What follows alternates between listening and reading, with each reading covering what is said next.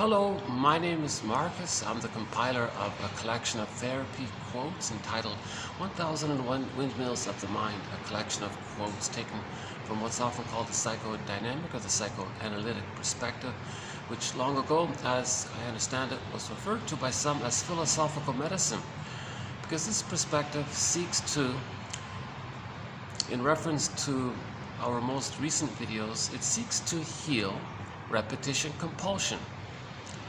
Repetition compulsion is synonymous with trauma, says Paul Levy-Russell in TQ 2119, a key quote there.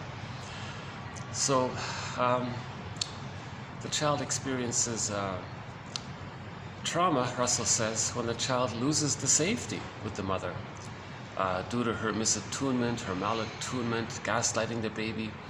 The baby's in a huge double bind. He can only turn to his mother for what he needs, but she's the source of pain and shame. How does the baby, what is he going to do with his feelings? It's going to get repressed, put into the non-reporting brain called the unconscious through the process called repression. Now that's considered a kind of trauma because the person won't know what they feel. They can't name their feelings, identify their feelings, even be aware of their feelings or know that they have feelings. So they feel devitalized and something's missing, of course. I feel, therefore I am, so their sense of their self is kind of squelched when there's trauma. So when there's trauma, that takes place during the time when the baby doesn't understand time. It's a world of timelessness. Now because he's feeling pain by the trauma, he doesn't want to feel that pain, so he wants to reenact what happened with the mother later on, symbolically with others, to get a better past, or thinking they can somehow, as if travel back in a time machine to the point just where they weren't traumatized and get a new result at that for that point where they did get traumatized. It can't be done. So they want to get out of that. They want to undo the traumatic event somehow. So the theory is they want to replay it, repeat it, reenact it. And we talked recently about how a person can reenact the trauma. There's what's called direct reenactment. So if the mother rejected the baby, the person may grow up and choose partners who are going to be kind of rejecting to reenact what happened. That's repetition compulsion. And we transfer the past into the present by reenacting the past into the present, by casting people into roles from the past. So a person might choose a rejecting person in anticipation that they're going to be rejected because they're trying to recreate it. Now, so why are they recreating it all the time? Well, one theory is that it's for the person to observe themselves to what happened to them. So if they replay it and reenact it with others, that's for the projector or the transferer to get an idea of what happened to them. They're doing it again and again to see what happened to them. So it's an attempt to make the unconscious conscious. Another form the reenactment can take is a more painful version of it, is where the baby identifies with the aggressor. Later on, he wants to be rejecting towards others, to reenact how his mother was rejecting towards him. So if he does that, that's a mirror for him to see what his mother did to him.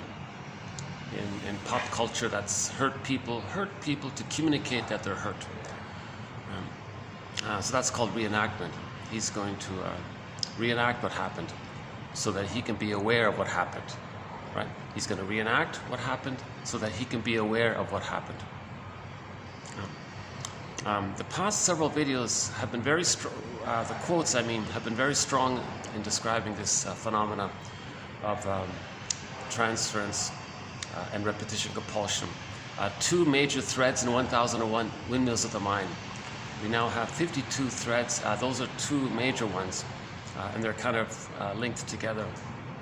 And the quotes by Stephen T. Levy and Bruce Brody covered some great ground in that area. And the idea is to be aware of it.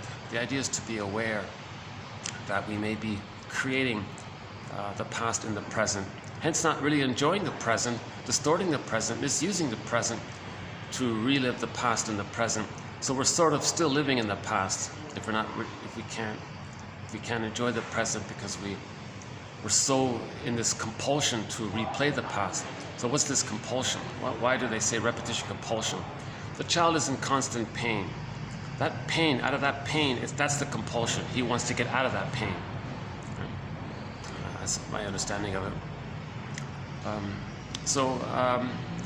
The last video was all, we did a bunch of quotes recently in the past 2 videos by a guy named Bruce Brody.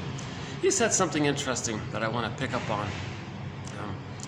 He said when we choose partners, he said, you may be attracted to somebody who approximates one of your parents, and you're attracted by that because you have unfinished business with the parents. Okay.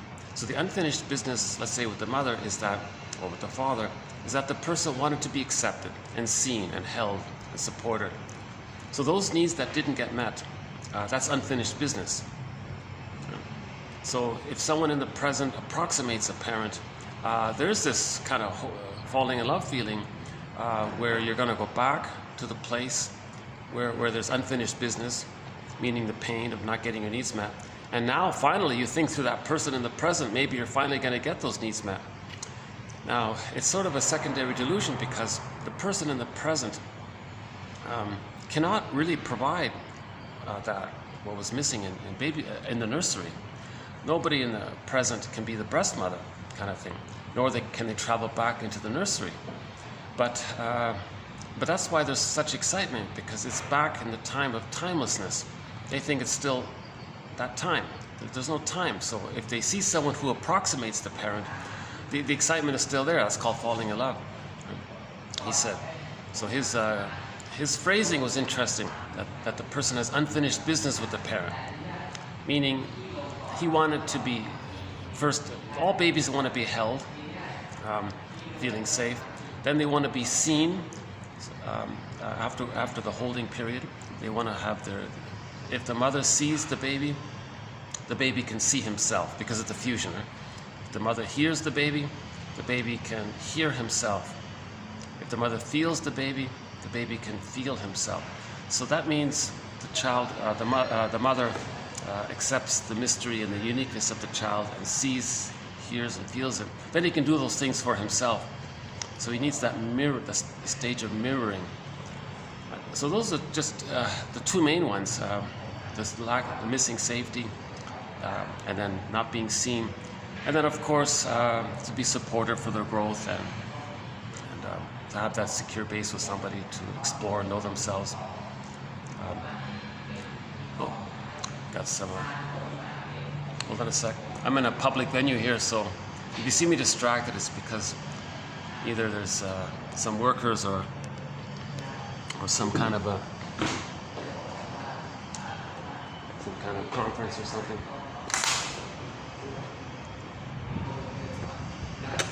Oh yeah. There's a couple of noisy guys right beside me there. Well, that's a pity, yeah. So I can either see if I stay and they keep yapping and yapping. I notice I might start to get a little irritated by that kind of. What I might do is let's see what it's like upstairs. Fast forward this video for about 2 minutes. Yeah, let's take this upstairs.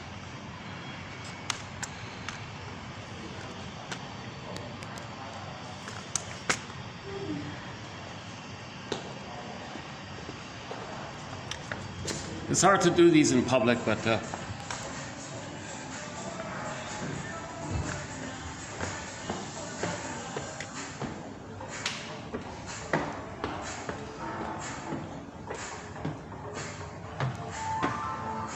let's try this one.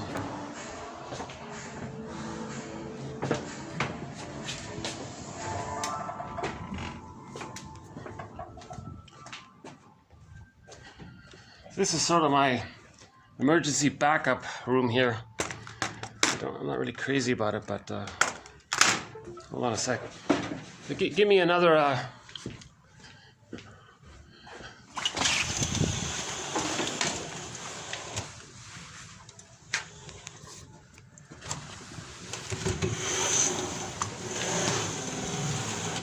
The lighting in this room is it's quite not too good. Let me just put this down for a minute. Hold on a sec. Fast forward this for another couple of minutes. Let me get my stuff.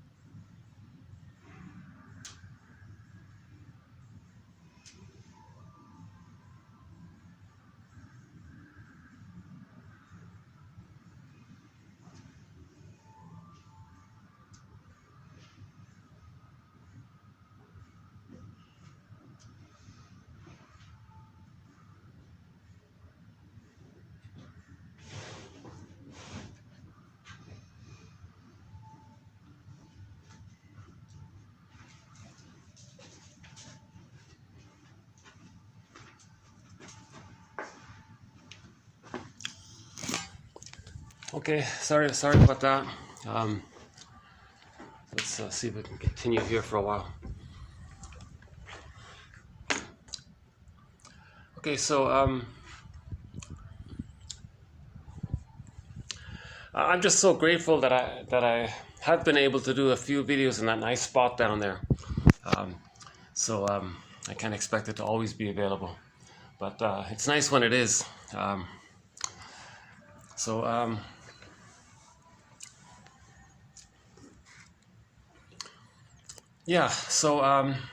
Maybe, is that better? Maybe let's review that one about the holding and the mirroring for a minute, because that's in today's quote here. Hold on a sec. The holding function. So again, human babies come out of the womb too early. They need an extended womb called the maternal holding environment. Right? So that's the holding function. For the first 4 to 5 months in particular, the child needs that kind of complete warmth and safety, and the mother has to be attuned and understand the baby's signals and supply whatever the baby needs automatically, no conditions, no questions asked. You got it, baby, I'm there for you, I got your signal, got it, baby, you want this, you got it. There has to be that kind of smooth, rhythmic supply being met here. So baby feeds when the baby's hungry, that kind of thing. No schedule, no scheduling, no force feeding, none of these aberrant things. Again, the baby in the womb, everything, his needs were met automatically. There was a flow there. I've always had an issue with lighting in this room, so it's not really hard. It's hard to do this in this room. Okay. And then roughly at the age of 4 to 5 months, the baby hatches for a second time. So he hatched out, so to speak, when he was biologically born. But for his psychological birth, he needs this second egg-like, womb-like environment called the maternal holding environment. He needs to enter into it. It's called the stage of symbiosis, the stage of undifferentiation. The baby doesn't know where he ends and his mother begins. Stage of fusion is mother-infant dual unity. Right? It's the unico mystica. The baby, it's the oceanic feeling, the symbiosis, the oceanic bliss, the wakonda, the manna, the paradisical feeling of the Garden of Eden. It's a blissful, happy honeymoon. During the honeymoon phase of marriage, people get a glimpse of that. The falling in love period reverts to that, or brings that up, kind of thing. So the first 4 to 5 months is considered the so-called holding function. So the holding function begins before the infant has learned to differentiate between self and non-self, or the environment or the object, meaning the breast. So who he is and who the breast is. First, there's the holding, right? Now, the mirroring function begins when the infant is beginning to be able to identify the breast mother as a separate object. Okay? This is his first intersubjective or relational experience. So his first relationship between him and the breast, from his ability to understand that the breast is separate from him. Whereas in the first 4 to 5 months, the baby sort of thinks it's just, he's just in this oneness with it. He doesn't understand that I, not I. Right? The differentiation hasn't started yet.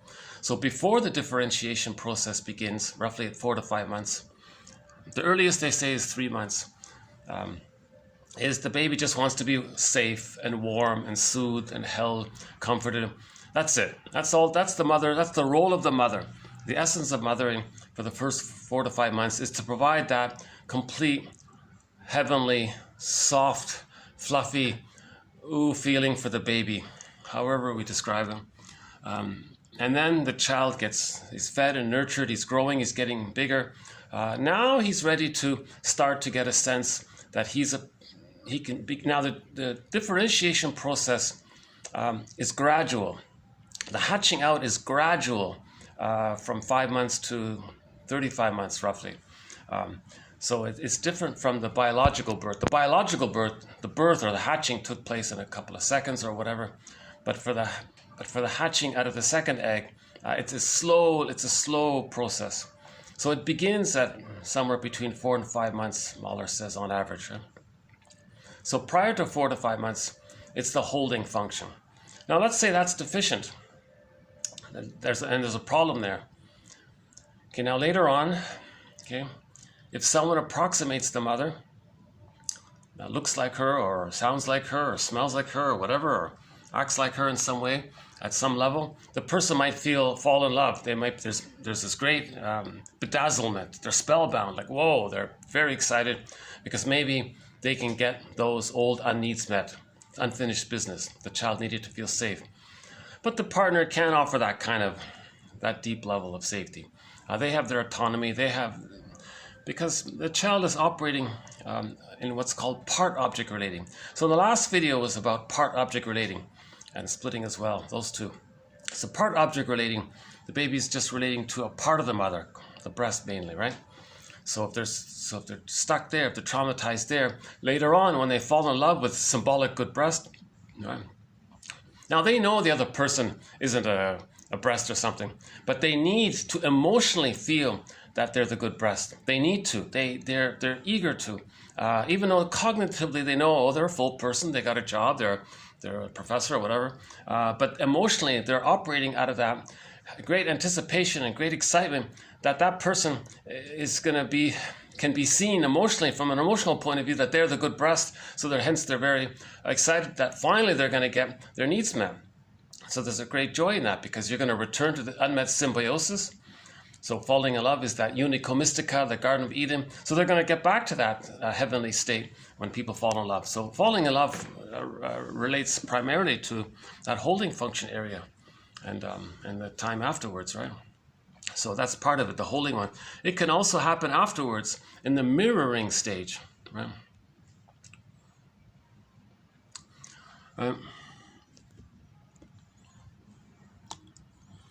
Okay, the mirroring stage.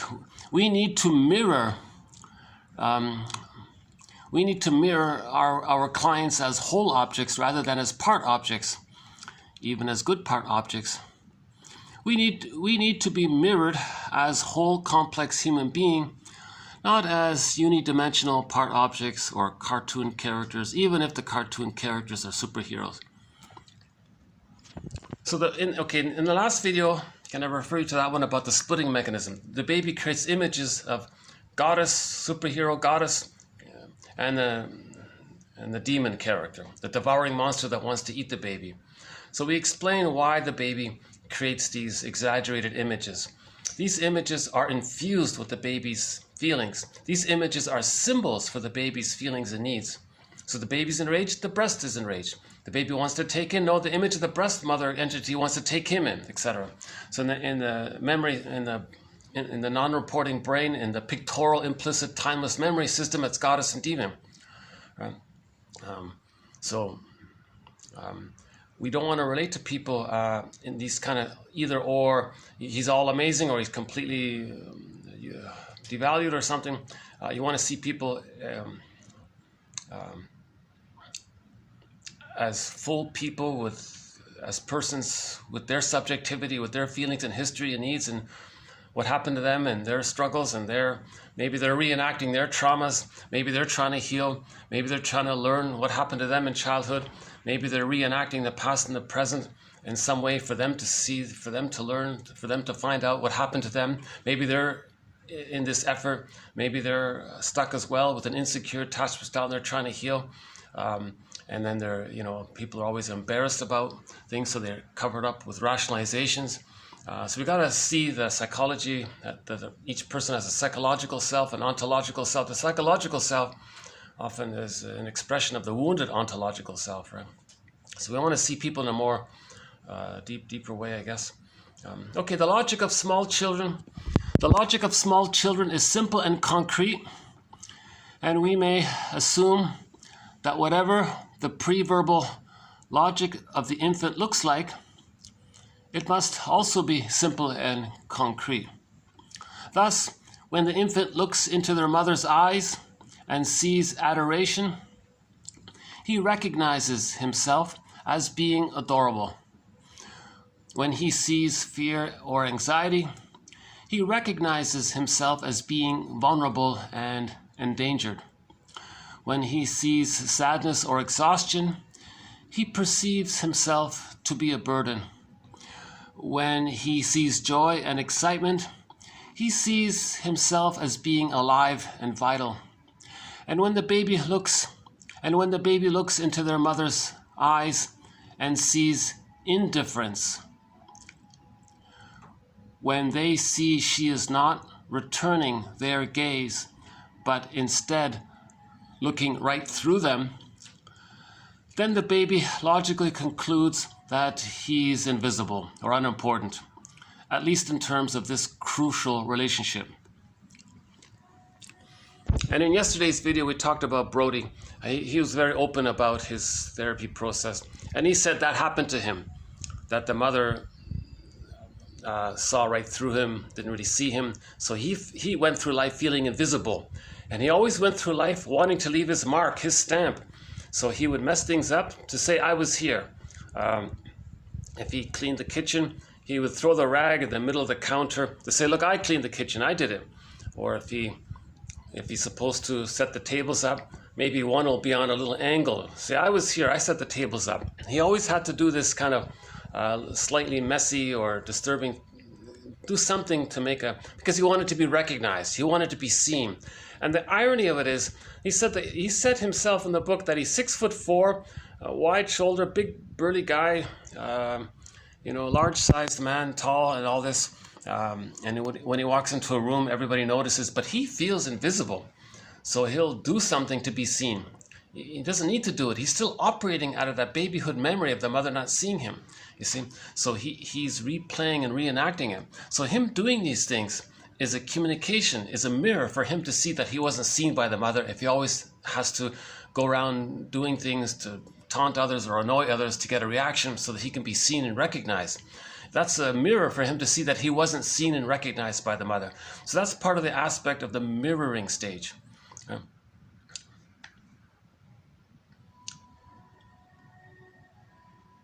Okay, related to this is the next one here. There is a huge price to be paid for the fantasy of the mother-infant unit. This price is reflected in a deeper interpretation of Winnicott's famous dictum, quote, there is no such thing as an infant outside of the maternal provision, unquote. What he meant by this was that the psyche of the infant cannot be considered independent of the psyche of the mother. The psyche of the infant is merely a component of the more complex psyche of the mother-infant unit. If there is no such thing as an infant outside of the maternal provision, then there is no such thing as an infant's identity outside of the combined identity of the mother-infant unit. In fusing in fantasy with the mother, the infant loses any possibility of an independent identity. In the infant's utterly dependent neonatal state, aloneness is equated with annihilation, and the supplementary ego, the auxiliary ego provided by the mother, is essential for making sense of the world. So the price of identity is well worth paying. But as the infant grows, matures, and becomes increasingly autonomous, this price becomes increasingly onerous, and the infant will begin to work towards some escape from the gilded cage of the mother-infant unit. That's a pretty good example of how he writes, Brody writes. I like his writing style, yeah. He's very clear. Good teacher, I believe. In the last video, I made an open request to Professor Brody. Please, I want to interview you, sir. Don't worry, I won't ask you boring, annoying questions. We'll get right to the point here. We'll ask you about some of the quotes here, if you can elaborate on them and free associate for us with us. And I'll feed you some interesting prompts, maybe. I won't bog you down with stories, how did you get interested in say, oh, don't give me a break. So I'm hoping Professor Brody, he's retired now, will consider my request and contact me, and we'll do an interview. So again, Bruce Brody from California wrote an excellent book called Object Relations and Intersubjectivity Theories in the Therapy Process, something like that. And this is the third of 3 videos of Brody's work. So the past 2 videos were also featured his work, and now this is the third of 3. So he really gave us a lot of great quotes. So thank you, Professor Brody.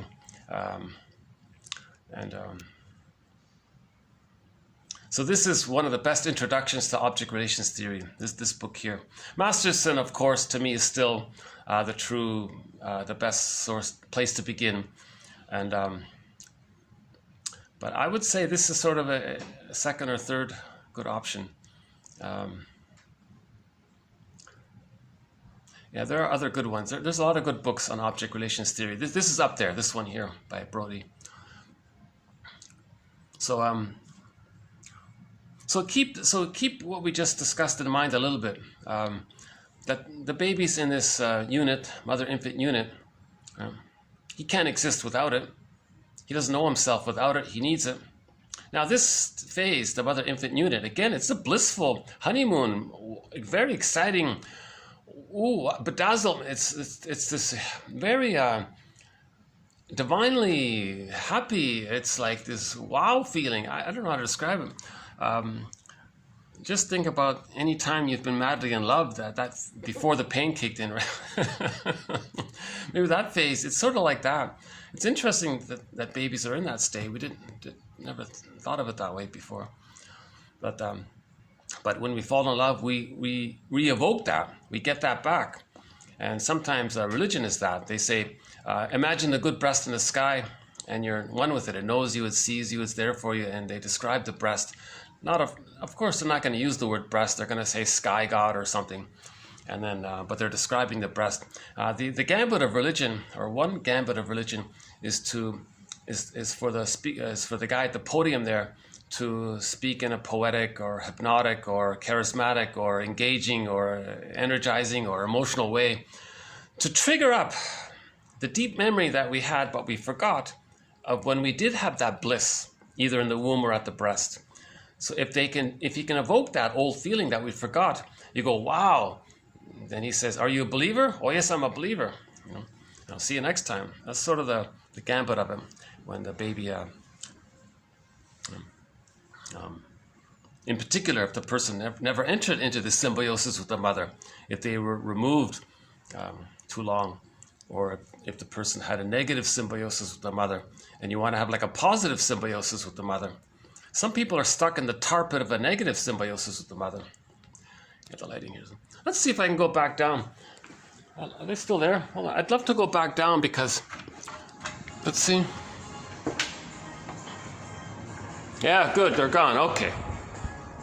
Okay. So let's take this back down here. Because I really feel a lot better when I'm doing it outside instead of this sort of abandoned old meeting room here.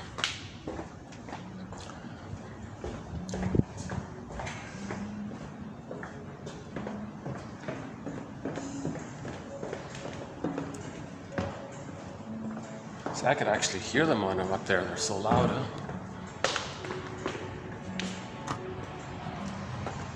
All right.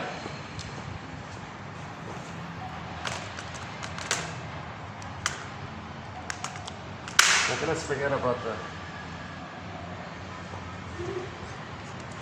I can pick up my stuff later, right? Okay, so where are we here? Oh, let's get back my quotes here.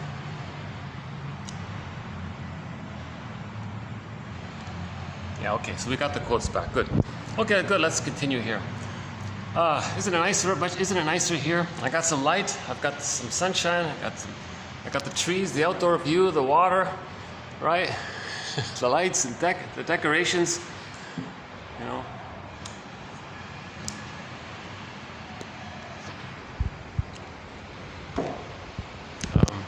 So another thread to 1001 Windmills of the Mind is the psychoanalysis of religion. A lot of people talk about it. A lot of authors cover it. A good place to start is TQ 2118 by Mel Faber, or just read Mel Faber's book, The Psychological Underpinnings to Religious Belief, something like that. So I want to pick up this issue of unfinished business. So if the baby had unfinished business, meaning if he didn't get his needs met and he's frozen, it's a trauma there, and he's stuck there like the woolly mammoth in the block of ice up in Siberia somewhere, and apparently it's been like that for the past 30,000 years. So if the baby doesn't get his needs met, at some point he gets stuck there. That's called a strain trauma, the constant micro misattunements by the mother. And it just finally, the baby can't take it, he's frozen. His emotionality gets frozen, like the woolly mammoth is frozen in the block of ice as a symbol to represent our emotional freezing inside. And that's pain, and we want to reenact it, or it's repressed. So if we have that repressed pain all the time, and one day someone reminds you of a parent, there's a great hope to get to be free, to free the woolly mammoth. Right? So we're very excited about emotional liberation, to get our needs met, to resume development so that we can know ourselves and achieve the psychological birth. So we're very excited about the hope and the promise to achieve our psychological birth. We're looking for our psychological birth. It normally takes place roughly somewhere between 30 and 36 months, says Mahler. But if we're stuck prior to that, and we're in this constant melancholic state, complicated grief state, with the codependent pattern, the narcissistic pattern, the BPD pattern, the Iago pattern, the bully pattern, and all these other the closeted versions of these patterns, or the unhealthy versions of the 9 Enneagram type patterns. A lot of rigidity and prejudice can be there, and the manic defenses in there, and rationalizations to cover it all up. And then reenacting all the time, and stuck, either searching for the good mother or angry that we didn't get it. These kinds of things, that's not our true self. The true self is sort of generative and creative and all that, right? So if we see somebody that approximates the parent, we feel immense hope to have emotional liberation, emotional freedom. So we're looking for that emotional freedom. Again, in the animated film called Kirikou and the Sorceress, little Kirikou in that French animated film, he was able to lift the thorn from the woman's back. That's a great little image or metaphor for her emotional liberation. So she went back to that fixated point. She was stuck there with complicated grief, aggravated grief, prolonged grief, and she was a curmudgeon, a very angry woman. And so finally, Kirikou got to the source of it. meaning we as a person can find that source within ourselves, and then grief is healed. So the truth will upset you free. So you're looking for the truth that we got to mourn somebody we never had. We got to mourn what we needed. So we got to mourn a person who was supposed to love us but was never there. Plus we got to mourn the person who partially loved us, who did their best, but they didn't know it all, they couldn't do it all, but they did that. We got to mourn that person as well, the real mother, and the imaginary needed good mother. We got to mourn these two ideas, or person and idea, or something like that. That's in 2 videos ago, that quote about mourning was in there. How we have to mourn the actual losses, and we have to mourn who we should have had, who we're supposed to have had as a good parent. We have to mourn that person even though we never had it and we'll never get it. But in falling in love, someone approximates the parent who's supposed to be the good parent. So you're very excited and there's immense hope about it. So I just want to follow up before we finish with Brody's work here. Let's follow that up with a preview for tomorrow's quotes. So tomorrow's quotes is all about what Brody said, or mainly what Brody said, that we have unfinished business. The unfinished business is that if the parent was dysfunctional, we're going to find the dysfunctional partner in the present, and we want that person to change their ways, give up being dysfunctional, because they saw what we needed and met our needs. All right? So it's linked like that. So that's the play says, I love you, you're perfect, now change. So in your daily relationships as an adult, you see someone who approximates the parent. Oh, I love you, you're perfect. Because you fit the memory of someone that's familiar but caused you pain. Oh, that's perfect. Now change. So the fantasy is that they're going to change to the point where they see and give what you needed. They give up their ways in the process, and you're free from that. But the problem is the other person's doing the same thing, and you're both in this battle. It's not going to work, right? And we have a quote coming up where it's usually people with an insecure attachment style who will marry another person with an insecure attachment style. And those with a secure attachment style will search for a partner who also has a secure attachment style. It's not that common for someone with a secure attachment style. It's not that common for a person with an insecure attachment style to marry someone with a secure attachment style. Because the person with a secure attachment style doesn't remind them of the traumatized parent. So they're not excited because the memory hasn't been triggered up. So they're going to look for someone who's dysfunctional to trigger up the dysfunctional parent, that kind of thing. So here it is here. Partner choice. Partner choice. Transference repetitions based on the experiences of one's past. The hope that the new relationship will provide novel and better experiences. In falling in love, the other becomes the promise of addressing lost or missing happiness. The repetition compulsion that drives these unconscious projections tends to create a defensive experience of living with the same familiar objects. This stands in dynamic tension with the developmental hope and fantasy of having a better or reconstructive experience. Okay? So you fall in love because you have a fantasy of having a better or reconstructive experience. So there it is there, by Nathan's. Is it Susan or somebody? So that's why a person is bedazzled, spellbound by whoever they fall in love with. Because there's this fantasy of having a better and reconstructive experience. Now they talk about, she talks a lot about the two sides of it all. Number one, that person's familiar. So you're not going to stay there. But that's part of it, that they're familiar. But if they're familiar, does that mean you're just going to recreate the old painful home and stay there? That's possible. Oh, I just want to return to the old family home and just keep it like that. That's a temptation maybe. But I think I agree with Brody. There's going to be this drive for that better outcome because the fantasy's there. Otherwise, why are you so attracted to them? Is it just because they're familiar and you want to stay like that? No, that's painful. Who wants to relive the painful thing? You're excited because you're going to get a better outcome. Because whenever we reenact the past and the present, whenever we try to relive the past and the present, there's this hope to heal. There's this hope to get a better past. So I agree with Brody there on that one there. Falling in love is perhaps one of the most striking examples of transference. A very clear, vivid, striking example of transference. You're going to replay what happened. So we had the example of the guilt-tripping mother. The child was raised on guilt, not love. So he chose a woman who would guilt-trip him, or he would induce her, or see her, or perceive her as guilt-tripping, get her to be guilt-tripping, because he wants to reenact and see how his mother guilt-tripped him. See? Now, when he chooses that partner, at the same time, he's creating a mirror for him to know what happened. But he also has the fantasy and the hope that the partner will give up, will sacrifice being a guilt-tripping woman, and instead see the child, hold the child, accept the child, mirror the person, because that's the unfinished business. That's what they needed to get. So that's sort of the fantasy. The bliss of falling in love is seen as the result of a revival of feelings that once belonged to the symbiotic phase of intimacy.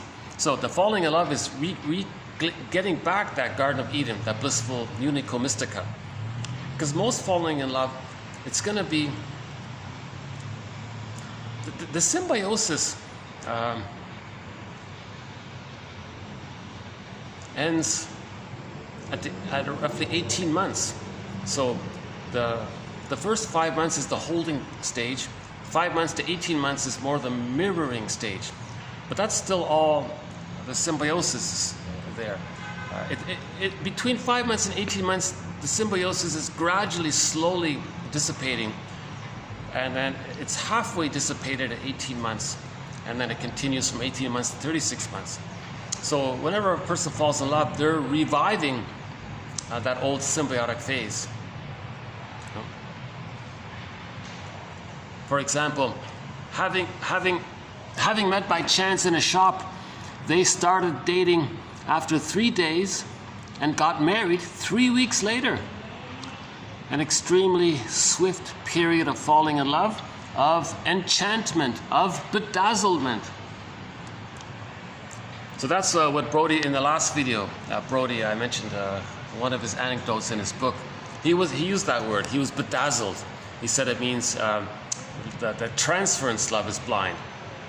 So we say love is blind. They mean transference love. When you reenact and transference and transfer, see the person in the present as something evoking something from the past, and all the emotions are flooding you, then you're blinded by that. And you want to see the person emotionally from the past reference point.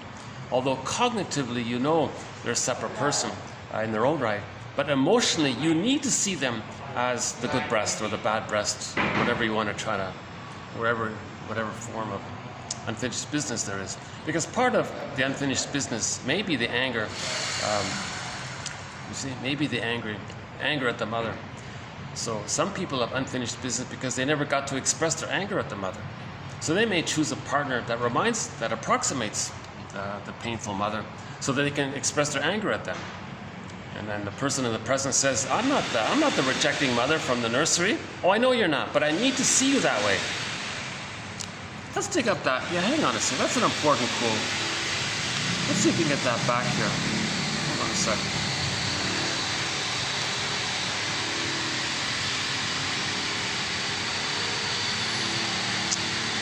In the transference, the client says unconsciously to the therapist, I know that you are really my therapist, another person out there that I have discovered, but I will create in you a replica of my mother, father, sister, brother, etc., and I will act towards you and feel about you as if you were really that person, all the while knowing that you are not. Right? That's sort of the transference there.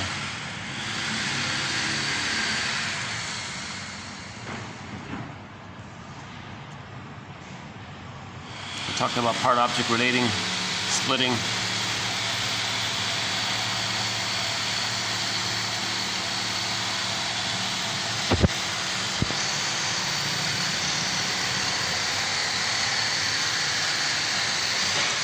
Okay, so let's go back to the relationships one here. This one about relationships, the falling in love one, I'll try to spend more time on it tomorrow. I just want to get like a little preview in, because I just discovered these quotes just now, and I want to prepare myself for the proper presentation of them. So this is sort of a dress rehearsal, a first run through of them.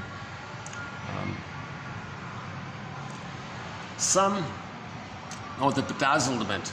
So he was enchanted. So this enchantment, so Brody said he had a client walk into his office and woof, he was in awe of this woman, this beautiful woman, and he was bedazzled, he couldn't see. And then he said that the woman sensed it, that the therapist wasn't going to be able to see her as a full person. He was only going to see her as the good breast. And the client said, I don't want you therapists just to see me as the good breast. I gotta leave. Because she wants to be seen as a full person, not as a part object. People want to be seen as a whole person. The enchantment. Lots of romantic songs, talk about that, right? Some of the intensity of the experience of falling in love derives from the joyful, albeit diluted, recognition of ourselves in another. Okay, so sometimes we see ourselves in the other person. So there's the symbiosis. Because at the breast, the baby and the mother are one. So the other is you. So in the myth, Narcissus looks into the pool of water. He sees his reflection. The object of my affection is my reflection. That's that symbiosis. So if he sees himself in the other person, that's linked to that narcissistic symbiotic stage. It's a narcissistic and hence imaginary component, especially when the beloved closely resembles oneself. And you can see that some people marry people that look just like them. That's a replay to get back to symbiosis. So they see their partner. You look just like me. Yeah, you look just like me. We look so much alike. So they're kind of comforted by that constant symbiotic, and they may make an effort to keep it that way. But somebody might want to hatch out. Then the other one feels betrayed if that happens. Falling in love sometimes brings out more fantasy about the special person than reality. At other times, falling in love just brings out more reality about one's own loneliness. In stories, people can fall in love across a crowded room. The kernel of truth in this rests in our extraordinary unconscious antennae that can read body language and pick out someone to represent a transference figure and to carry the parts of the self that we want to disown. When the projection fits very well, there can be a deep feeling of knowing and being known, when in reality, the other is still a stranger. So something about yourself that you don't want to admit, the other person expresses it, you see it. So you might be drawn to that, because that's a part of you. So you want to stay connected to a part of you, but they carry it. So that's you staying in touch with a part of yourself, but it's too painful to accept in yourself. So you relate to it vicariously by the other person carrying it. So you might be attracted to the person for that reason, because they're representing something that you disown about yourself. Okay? Maybe confidence is like that. If a person doesn't feel confident, they're drawn to someone who feels very confident. Maybe like that.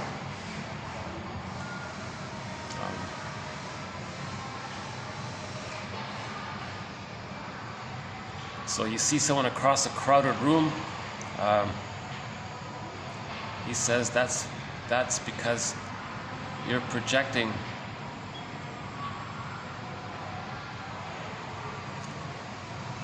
you have a need to see somebody who approximates something about yourself that's important, or a person in your life from childhood that's important in your memory. That's the transference. Now you don't even know anything about that person, but somehow you manage to distort your perception of that person because maybe they possess some little trait, their hair color or their posture, or whatever it is.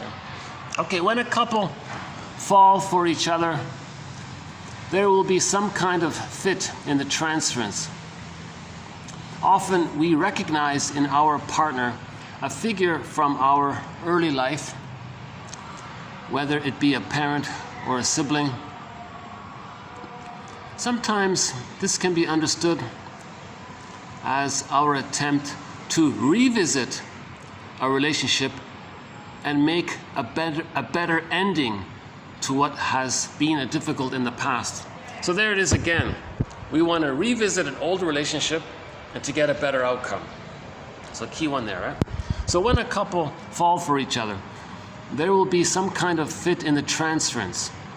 Often we recognize in our partner a figure from our early life. Could be a parent, could be a sibling. Now remember, some siblings take the role of first primary caregiver for some people. Sometimes the older sisters acts more like the mother than the real mother for this little son. So it could be the older sibling. Sometimes this can be understood as our attempt to revisit a relationship to make a better ending to what has been difficult in the past. That's an overlooked point about the sibling. So let's say someone fell in love. They didn't remind you of your mother or your father. What about a sibling? Oh yeah, or a relative. The most emotionally charged one, I guess. His falling in love with the girl is also the fruit of the time-honored hope of someone just like her for refinding lost family life. So there's the one where you fall in love because you want to get back the old family life and just leave it there. In a marriage relationship, each partner is constantly, to some extent, relating to the other as if the other were a figure out of his past. So there it is again.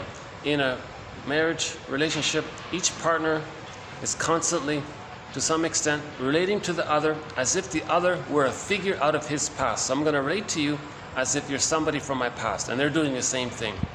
That's transference, right? So there it is there about transference. Right? Where is it again? Falling in love is perhaps one of the most striking examples of transference. Okay, falling in love is reminiscent of the return of the repressed, in the sense that the boundaries of the self are inevitably perforated. Okay, next one here. The strongest bond between a couple may be the harmony of their unconscious images and patterns of relating. By mutually receiving one another's unconscious projections, hopes, and fears, each partner gives the other a feeling of recognition, acceptance, and attachment. Yeah, okay, so lots going on there. If somebody approximates an important person from your childhood, that's going to bring up your hopes and fears, feelings of being seen, accepted, or the needs to be seen and recognized, but also the connection. In that sitcom, Help Me Help You, starring the actor Ted Danson, that's the very first thing he said in the pilot episode. All of you here coming for therapy, you're here because of issues around connection. We're looking to connect. See, the baby comes out of the womb. Everything he does is to connect, to attach for his survival. You see, becoming part of a couple in itself, particularly if there is a falling in love stage, can easily recreate, or if the primary relationship was impaired, create for the first time a feeling of dyadic bliss.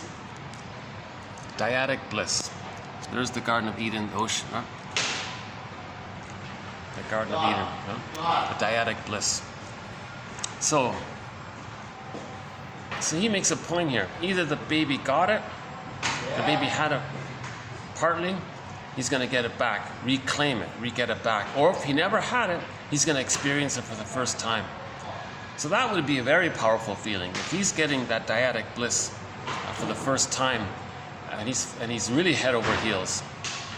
And in that other sitcom about therapy called Imagine That, starring Hank Azaria, Imagine That. We only have the first 2 episodes of it. There was a guy in there who had that. He was madly in love with Sarah there. And when she dumped him, he was hunched over, scooping up ice cream, you know. So he had this issue of falling head over heels in love with a girl. Because maybe he got that dyadic bliss that he never had before. Now the baby's meant to have it for 4 to 5 months. So if he just got a glimpse of it, and it only lasted a few minutes or whatever, I don't know. Okay, falling, this is okay, this next one's interesting. I find this one interesting. Falling in love, we may say as well that this is a physiological collusion when a kind of symbiotic relationship is temporarily formed. Okay, so the baby and the mother are one there. Their physiology influences each other. If the baby's distressed, the mother can pick it up. If the mother's distressed, the mother's going to pick it up. So their nerves are kind of really influencing each other. So there's a physiological collusion. So people fall in love have physiological reaction. If the other one doesn't call, they're going to they'll feel nervous or upset about it, right? Falling in love may alter a person's time perception. Yeah, because the baby doesn't understand time in the beginning. So when we recreate that, it messes up with our sense of time. We lose track of time when we recreate the symbiosis. Numerous poets warn us that love can be a form of temporary madness. So we played the song by Dan McCafferty, Love Leads to Madness. This neurochemical intoxication has been responsible for many unsuitable and destructive choices.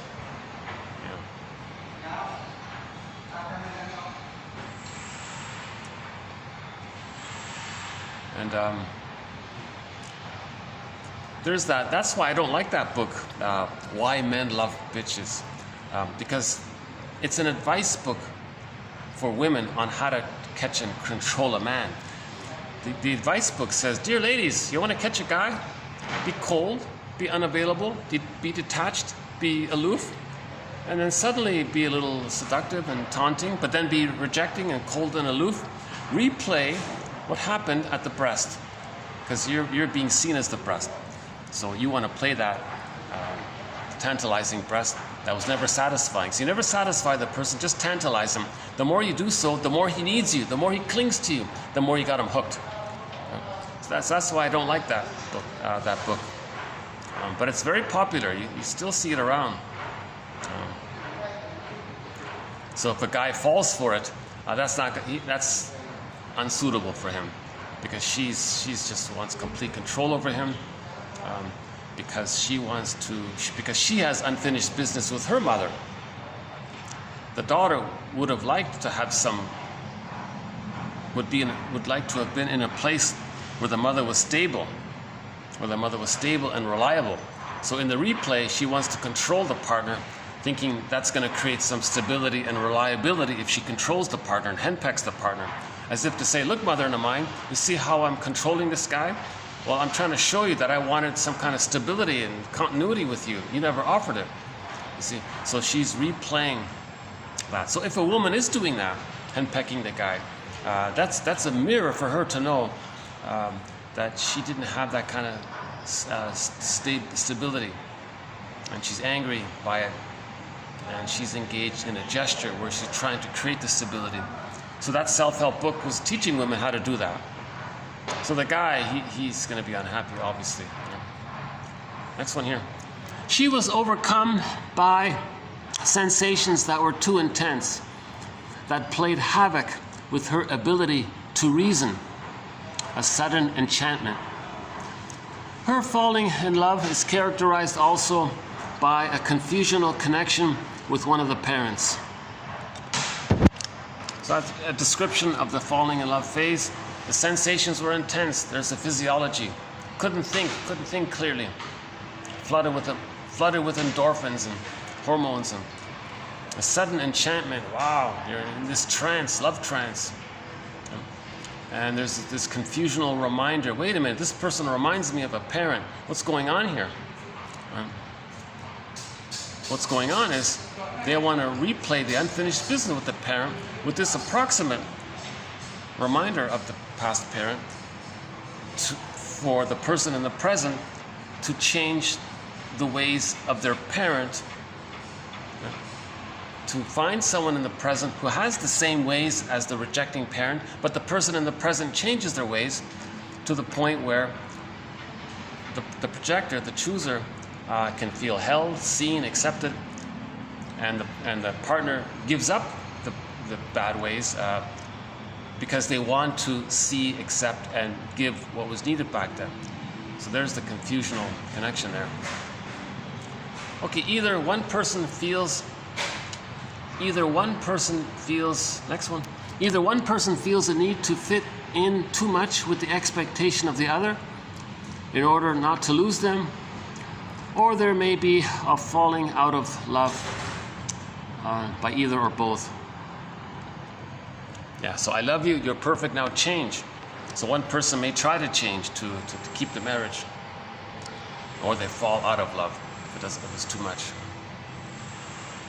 One could say, okay, that's about it. Is that it there? And we have a couple of more quotes sort of related to it, but maybe I'll save it.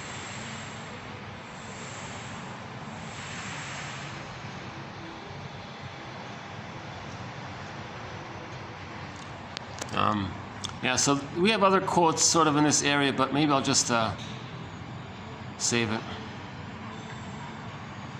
Oh, this one's a good one. The work of mourning that must accompany the shift from repetitive falling in love to real love and intimacy. So this transference love, this falling in love, that means the person never differentiated. Real love and intimacy is when there's differentiation.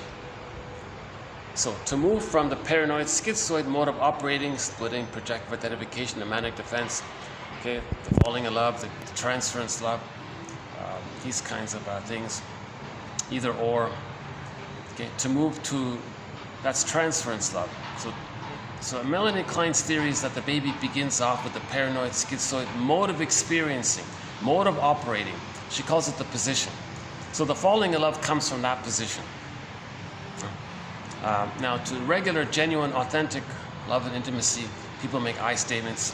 They see each other as I'm okay, you're okay. The real love comes from differentiation. The transference love comes from the lack of differentiation. So to move from undifferentiation to differentiation, to do that, a person has to mourn the loss of not getting the love to have been able to have differentiated in the first place. So they got to mourn this missing person that should have been there. You got to mourn that. So mourning is involved to move from this head over heels stuff to the more calm, caring, warm, intimacy, creative, kind of authentic, genuine love where the other person is treasured and endeared and seen in their value, seen all of them. You're not just seeing them as a part, as a breast. You're seeing the full richness of the person and who they are. You're getting that kind of appreciation of their uniqueness and their mystery and that delight in their uniqueness. You're more in that area rather than just seeing them in a utilitarian way that you're going to get your needs met by them, which is the falling in love one. So the difference between So Brody describes this as the difference between being in love as opposed to just regular loving. So being in love with someone as opposed to loving someone, which is a depressive position. So the jargon is, the Melanie Klein's theory, we begin life with the paranoid schizoid mode of operating, and if we're stuck there, that's the falling in love phase. In normal development, the split images of the mother as goddess and demon come together, which allows for differentiation. That's the depressive period. The depressive period, because the baby would feel bad if he recognized that he's angry at the one who loves him. But in the splitting, they're two separate people. He doesn't care because the person he's angry at is not his mother. He splits it like that. So in reality, the mother is one person. So the being in love is from the paranoid schizoid mode, and the loving someone is from the depressive position. So when we are in love with someone, meaning a paranoid schizoid position process, we see nothing but wonderfulness in them. Okay?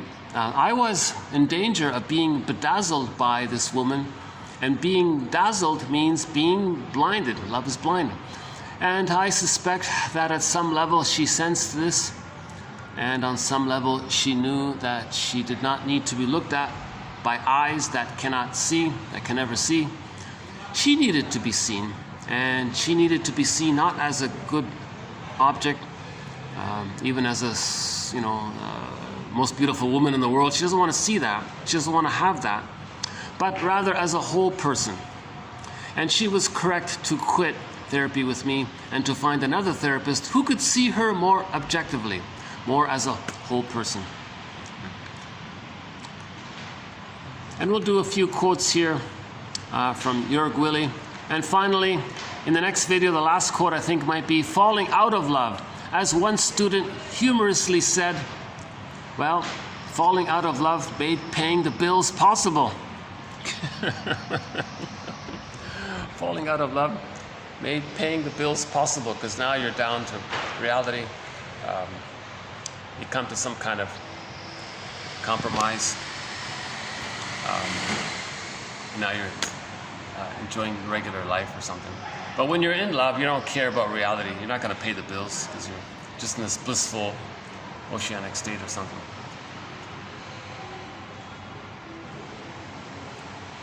Another quote, another quote about, he made a point here. Long ago, the therapist was like this neutral, kind of impersonal person. He wouldn't talk about himself a little bit, or wouldn't share a story or something that would be helpful. He was just like the total analyst, like a scientist, with a lab coat or something. And he says here that long ago, sometimes the therapist did that. That would facilitate the projections and the transference. And a client can have a transference neurosis by that. Because the more rejecting, aloof the other person is, the more the person's going to project and need them. Because the mother was rejecting and aloof.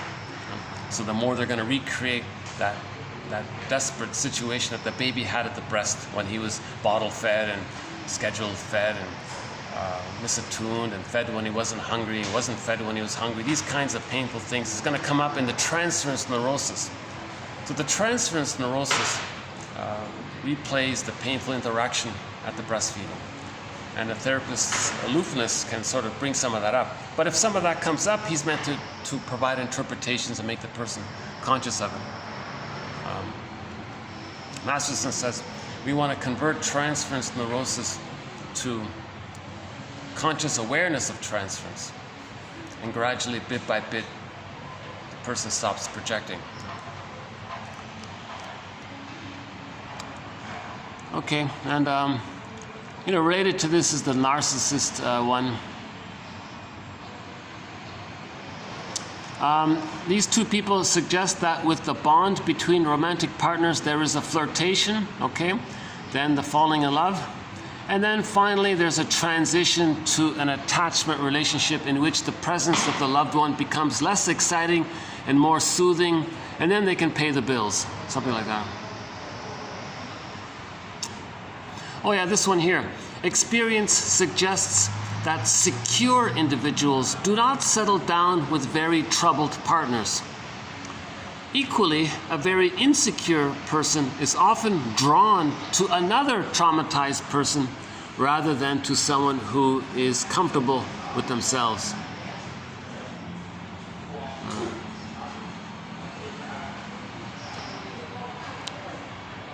Okay, so I'm going to cover these ones and a few other ones tomorrow.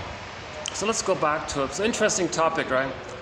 So having read them just now, I'll refine it a little bit tomorrow.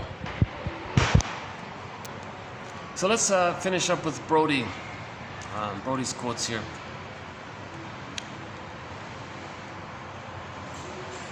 Okay, so in the therapy process,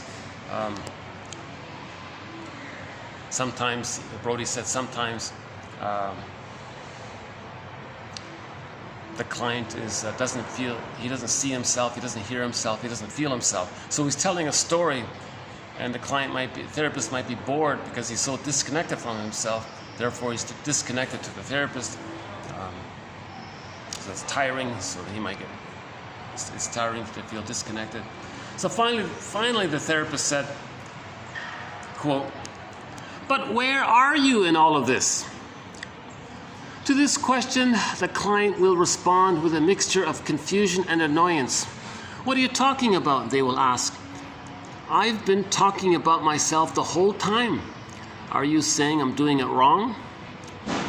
Okay, the myself in this statement refers to the object to whom all of these events happened. In the paranoid schizoid position, the answer to the question, "Who am I?" is, "I am the sum total of everything that has ever happened to me and nothing more." Okay, so Brody makes a big point of this, as I was mentioning in yesterday's video, that some people don't feel like that they're a subject in their lives, that they're making things happen. They just think that life just happens to them, stuff happens to them, it just happens. They don't understand their contribution to what happens, or how they may be involved in what happens, or that kind of thing. And his theory about the source of this, and we gave the example of the traumatized teenagers, the juvenile delinquents. He asked them the question, "Tell me about an event in your life that has changed who you are. Tell me about some event that affected who you are." And they couldn't do it. They couldn't provide some kind of continuity of who they were. Something happened, how it affected them, and how they're living with it, and how they're dealing with it, and how they want to heal it, and maybe become a healthy version of themselves, but they got to face and accept what happened to them. They can't have that kind of flow there of cause and effect. They can only provide like a sequence of events that happened to them. He says the source of this idea, where people think, well, stuff just happens, man. I can't control it. I have nothing to do with it. People are either good or bad. That's it. It's just random like that. He says the source of this is back at the nursery, when the baby's breastfeeding. He's blissed out for a while. Maybe something happens, and the mother's doing it wrong. Suddenly, the bad breast is there. So the baby thinks, according to Brody, that the good breast was there, and suddenly, out of the blue, the bad breast was there, and it's a different breast. That's the splitting mechanism. So that's his take on the splitting mechanism.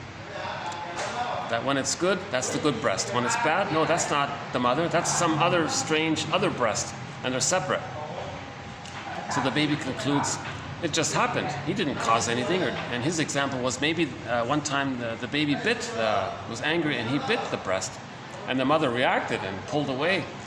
And then, now the bad breast is here. And the baby didn't understand that him biting the breast caused the bad breast, the mother, to react like that. The baby just thinks, no, the good breast was here, now the bad breast is here.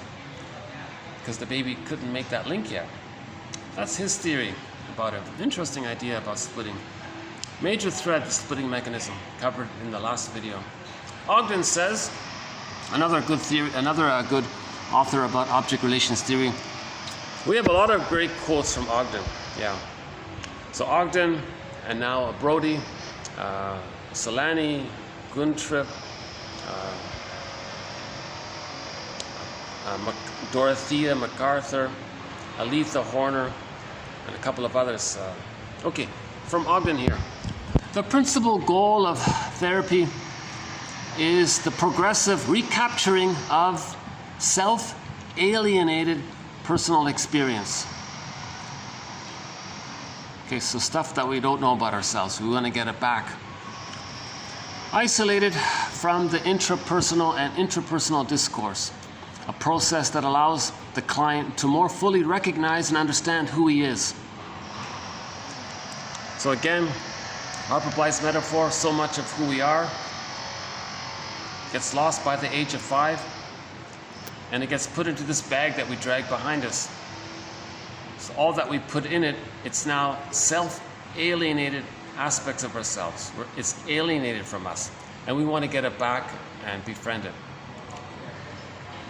And we feel more alive and whole when we get that. In the painting Stepping Out by Roy Lichtenstein, you can see that the character there has so much of his feelings and aliveness of affect. It was in the other side of that painting. So he was self-alienated from his own vitality, and you saw that in the painting. Stepping Out, Roy Lichtenstein. Very good painting. That painting, by the way, has won a Golden Windmills of the Mind Award for immediately depicting the idea that we live in two worlds, that there is such a thing as the unconscious. In the retrieval of the alienated, the client becomes more fully alive as a subjective, historical human being. He's a person, he's a subject. Right? He's got subjectivity. He's a historical human being. He's not just something where things happen to him. He's an active agent. He's got agency. He's a human being with agency, subjectivity. He's a subject. He's a person. He's got a self, right? Okay, he becomes more capable of engaging in a fuller, less self-alienated, intrapersonal as well as interpersonal dialogue. He becomes less fearful of that which he formerly isolated from himself, and to that extent, he becomes more free. The more we re-own what we lost, we become more free, in other words. Okay, a couple of other ones here. What Ogden refers to as the self-alienated are all those thoughts, feelings, wishes, needs, etc., that are denied, repressed, disassociated, disavowed, split off, left unformulated, unperceived, unthought, unknown, or projected onto others because they are too painful to accept. We therapists do our clients no good by helping them to deny their shadow. So we want to own the shadow. We want to look in the bag, the shadow self, and find out what's in the bag and get it back in. That's called facing the shadow. We don't want to run away from the shadow. Then we feel that something's missing in life. What's missing is the stuff in the bag. We want to get it back. The treasure's in the bag. So we want to go in the unconscious, see what's in the unconscious, and see what we can get back in. Not run away from the bag. That's the manic defense and inability to mourn. And prejudice, of course, can come from there. Prejudice means you're not looking in the bag. You're not owning that. You're not owning the ongoing use of the splitting mechanism. You're not owning that the person didn't get the needs that they needed to be able to differentiate from the mother. Splitting means that. Splitting means they're still stuck with the rejecting mother or the missing mother. They're still stuck there. The splitting is there because the splitting deals with the pain of not getting the love. Goddess and demon helps to deal with that. The discovery of the self, of one's own subjectivity, and the discovery of the other as a subject happens simultaneously. One discovers the other as one discovers the self. So a good summary of this is the title of a self-help book called Forgive Your Parents, Heal Yourself. Okay? And we have some quotes from that author who wrote that book, Barry Grosskopf. Oh yeah, here's that exercise I was talking about before. quote, take a piece of paper and write down 3 events in your lives that changed who you are. Another version of it is, tell me events that caused you to be different from who you were before, or from whom you might otherwise have become. So he says people in the paranoid schizoid mode of experiencing can't answer this question. They can't take down a piece of paper and write down 3 events in their lives that changed who they are. How it affected them and who they are before, during, and after. In other words, to talk about events that caused a person to be different from who they were before. How are they different from what happened? Can you describe how you're now different from what happened? Or from whom you might otherwise have become had those traumatic events not, if they had not taken place. Who would you have been if you didn't get that trauma? Can you write about that? Can you write about who you might have been if you weren't traumatized? Can you try to describe that? Write down 3 events that changed who you are. So that's the depressive position. Next one here. The difference between the 2 positions, okay, was that in the paranoid schizoid position, one dealt with split or part objects. Okay? Good breast, bad breast. All or nothing, either or, goddess and demon, useful, unuseful, split object, right? Loved or totally hated. While in the depressive position, one was dealing with internal whole objects. I quite suddenly realized how much I identified with this client. The type of screw-ups he was prone to were essentially the same as my own, as they existed for the same reason, the need to be noticed. Yeah, so he really liked, he said he had a client who would also mess things up and screw things up and never get it right. And he related to him and liked him because he does that himself. And he realized that the other person was doing it to be noticed and to be seen, because the mother didn't see him, so he wanted to be seen. And the therapist said he had the same issue, that he left the dish rag in the middle of the counter because he wanted to be noticed. He wanted the wife to see, oh, you cleaned the kitchen, oh, I see. You know, that kind of thing.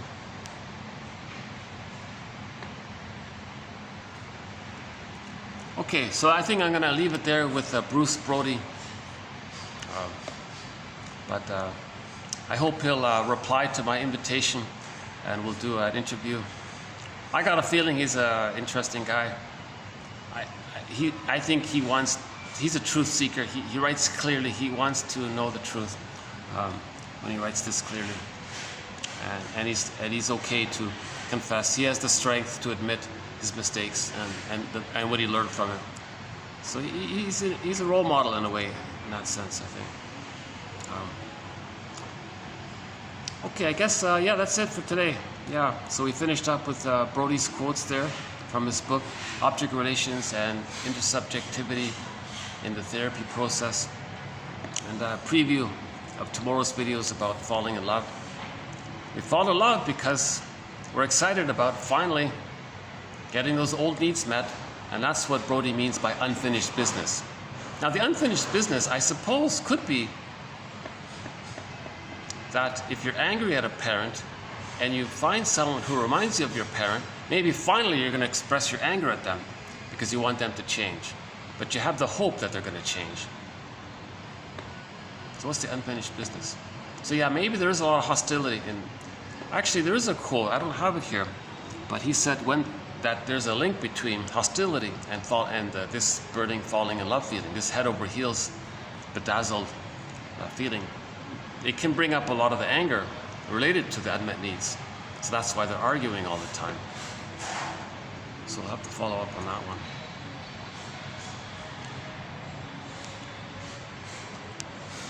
Yeah, I'm having a little bit of an off day here, so I'm not really, my delivery is sort of limited. I noticed sometimes I can deliver the quotes a little bit more calmly, more smoothly. Sometimes I'm more anxious for one reason or another.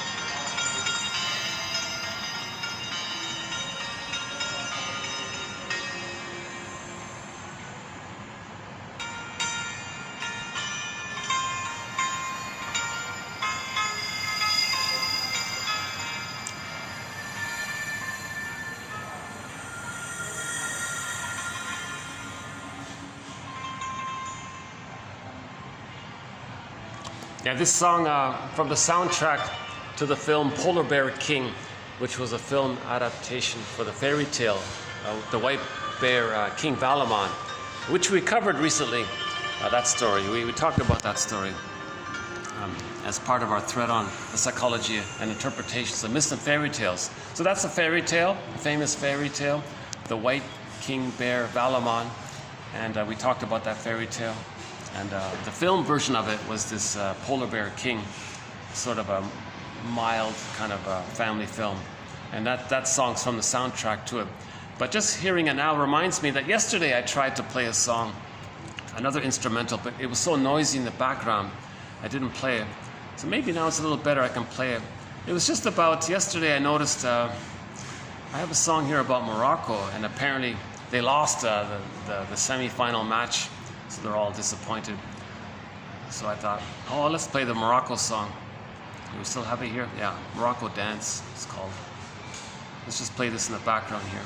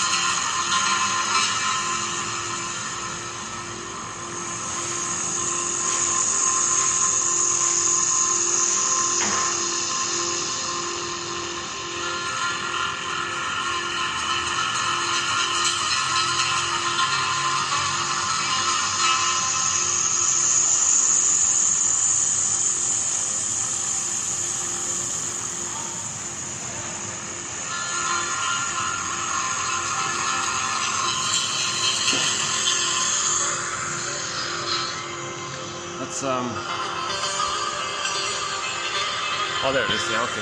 Let's play. How about Farron? We haven't played her in a long time. Here's a song by the folk singer Farron.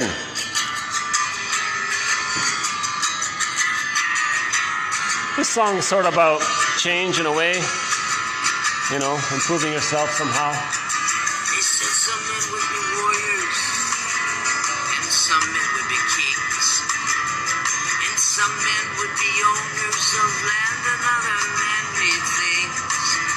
False love as the eternal flame would move some to think in rings, and gold would be our power, and other foolish things. So maybe I can just borrow the song about emotional freedom. Maybe she's talking about, you know,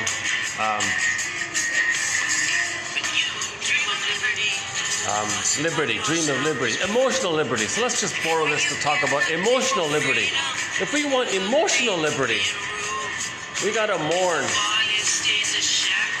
the person who should have been there. We got to mourn the loss of that person so that we can move out of the paranoid schizoid mode.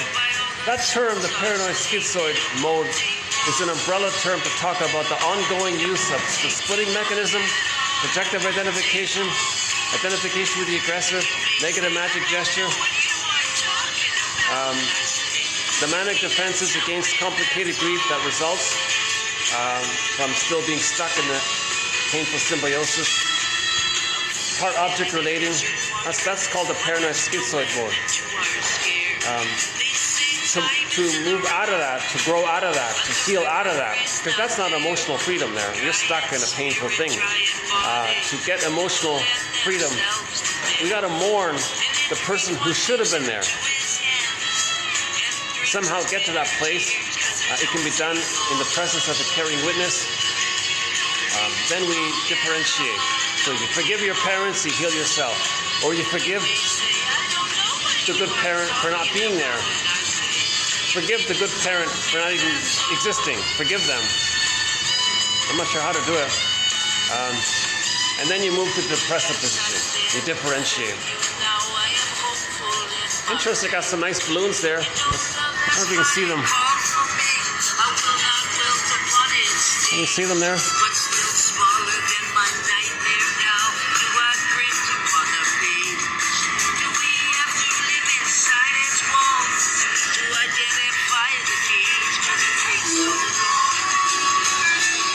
I don't know if you can see it, but there's some colorful balloons in there. Oh well.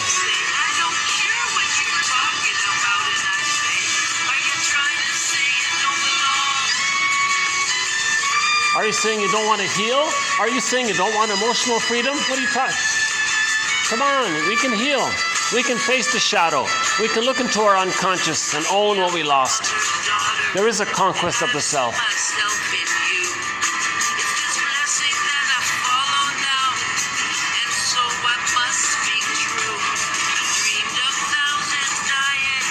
Notice how we are reenacting the past and the present, replaying, recreating the past and the present.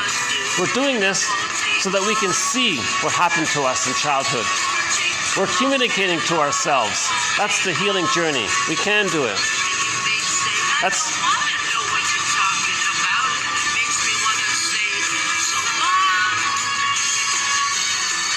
And the singer says, if you really don't want to face yourself, well, so long for now. Come back when you're ready to heal.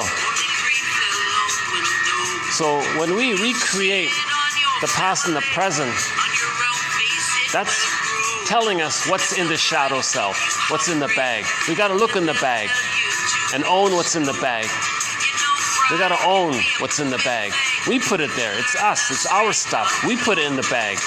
Now, as a baby, we had to put it there because we couldn't feel it. We're too small. Now we're older. Now we can look in the bag and bring back the knowledge of ourselves. We don't want to be too self-alienated from ourselves. You're wrong to think that you can't look in the bag. You can. In the bag is the false belief that you can't look in the bag. Look in the bag to face this false belief.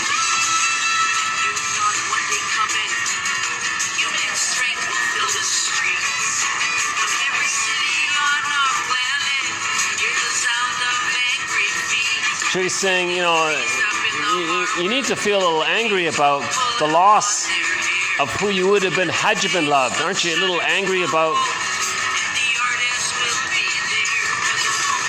Okay, so we got to be our own artist. We got to be curious to see what's in the bag. Looking in the bag is being our own artist.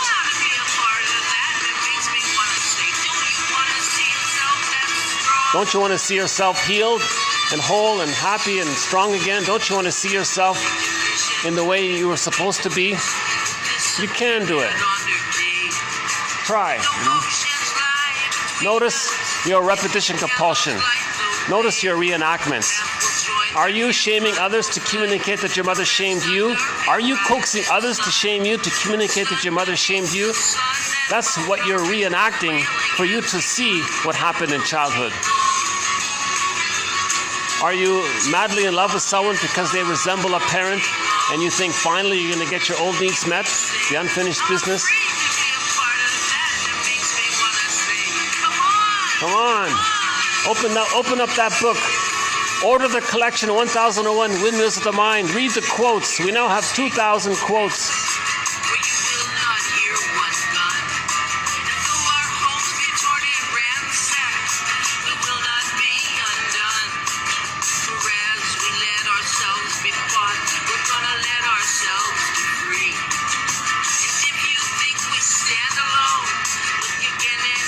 Yeah, we're not alone. We're all doing this. Our children in the rafters. All kinds of people, all around the world. We want to heal. Everybody wants to heal. Everybody around you wants to heal. We are candles in the dark. We are changes in the weather. We are snowflakes in July. We are women grown. She's talking about the innate drive for healing. There's this innate drive for healing. We are words not quickly spoken. We're the deeper side of pride. We are It's the force of nature that we're trying to heal. Everything wounded in nature seeks healing. The organism seeks healing. That plant, if it's wounded, it's going to seek healing. We want to facilitate our healing process. We want to lift the thorn. We want to unfreeze the woolly mammoth. We want to forgive our parents and heal ourselves. We got to stop this loyalty to the rejecting mother, thinking that finally we're going to get her love when she's only a memory. No memory is not a memory is not an actual person. Underappreciated singer. She's got some great songs there. I think 2 of our songs are in our soundtrack. That one there, it won't take long. The revised version of it. Did that one there. And okay, we got some time here. Let's look for another song here. Let's choose something we haven't played in a while. Randy Crawford. Which one's this? Hold on, which one's this? When I Get Over You. Oh, if I play this song, it's going to get blotted out. I think I did once try to play this song. Okay, I'm not sure if you're going to hear this or not. Okay, hold on. Okay, let me hit the pause button. I'll just play it and let's see if it gets through or not. If you don't hear it, the song that I tried to play was When I Get Over You, a song by Randy Crawford. But if memory serves me correctly, I did once try to play it, but it had to get blotted out. So why don't I just not bother playing it then? Okay, it's a good song, When I Get Over You, by Randy Crawford. Yes, I remember now. It got blotted out, so let's not play it. Okay. RTZ, we haven't played, I don't think we've played them. RTZ. Let's see. The audio's not too clear, maybe I'll skip it. Okay, let's play some RTZ. Brad Delp is the singer. He was the singer for Boston, Brad Delp. After he left Boston, he joined the band called RTZ.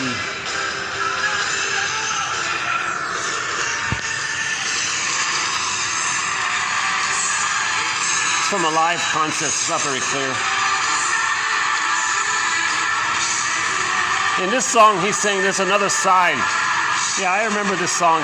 He said that the girl was blaming him for everything. He said, wait a minute, what about your contribution to the problem? You know, there's another side to the story. Every story has 2 sides. You're just focusing on one side. There's another side, you know.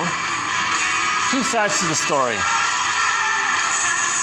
So the ability to see 2 sides of the story, that's the depressive position. If you can't see 2 sides to the story, one side all right, the other side all wrong, and you box it up like that, that's chances are that's the paranoid schizoid mode. That's how the baby dealt with anxiety. Others, the breast is a goddess or the breast is a demon, and they think sort of in those from that reference point.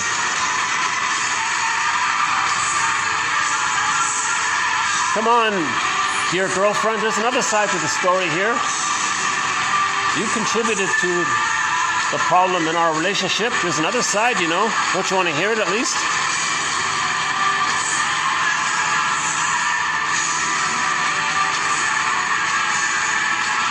The truth be known.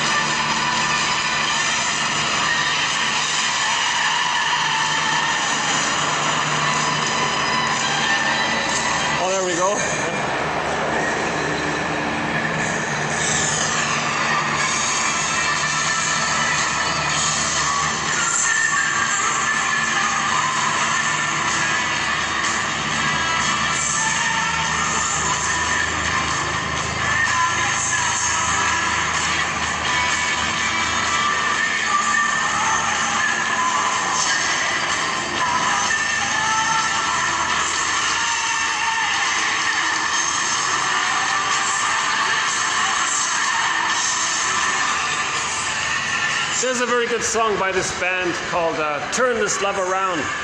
It says, we can save this relationship. You don't have to leave. We can turn it around. Very good song by RTZ. They got they got a few good songs, yeah. I don't know why I have this poor audio version of it still here.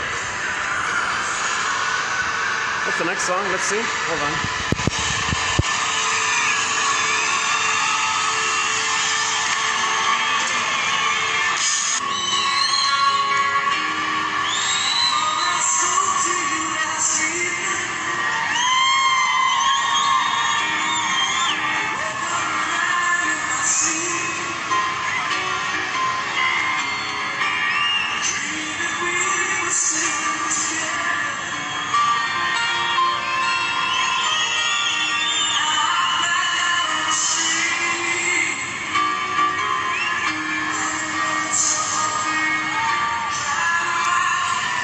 I think this is the song that was closest to becoming a hit or something. They didn't really have any big hits except for this one, right? What's this one called again?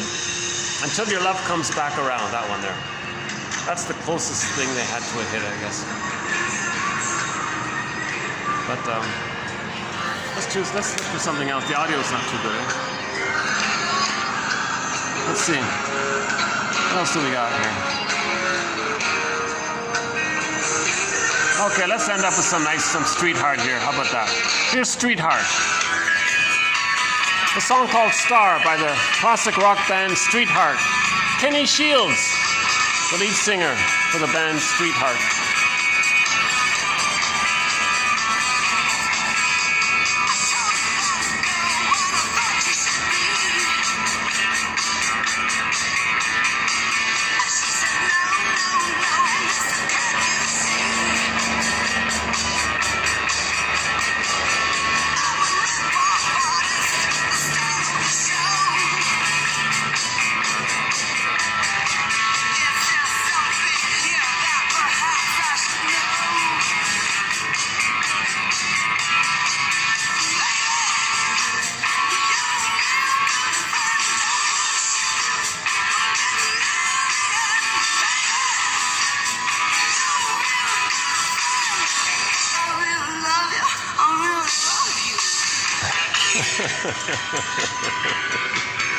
Now, when he says that, is he talking about the transference love?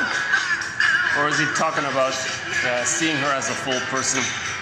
Or is he seeing her through the fantasy that she is a symbol, so to speak, of somebody from the past? What else?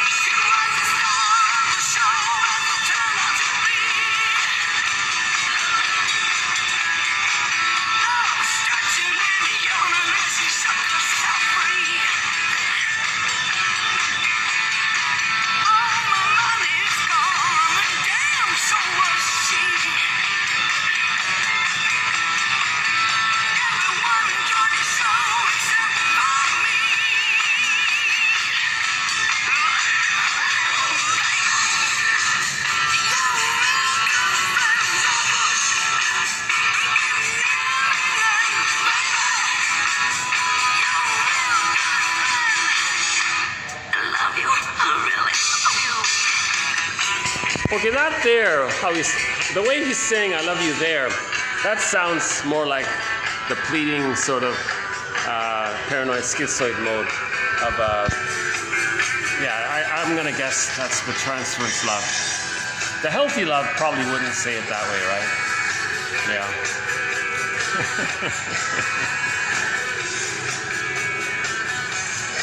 So I think I'll just, when this song ends, I think I'll just hit the stop button. Unless we can do a little walk around here. You know, I'm curious to take a look at these colorful balloons here. Check this out. See, they have some kind of function taking place here. It's kind of fun to see the balloons. Let's see. This is what I was trying to show you before. These. I don't know what they're doing here, but can you see it there? I'm not sure what they're doing. I'll just take a peek here.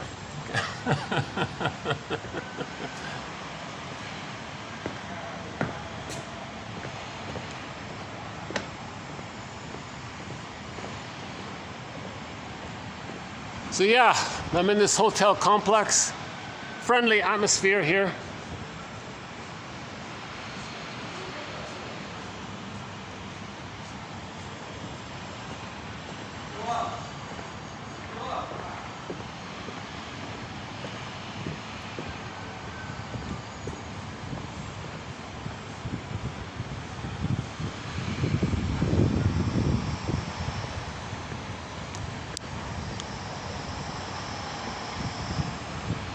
There's the smoking area.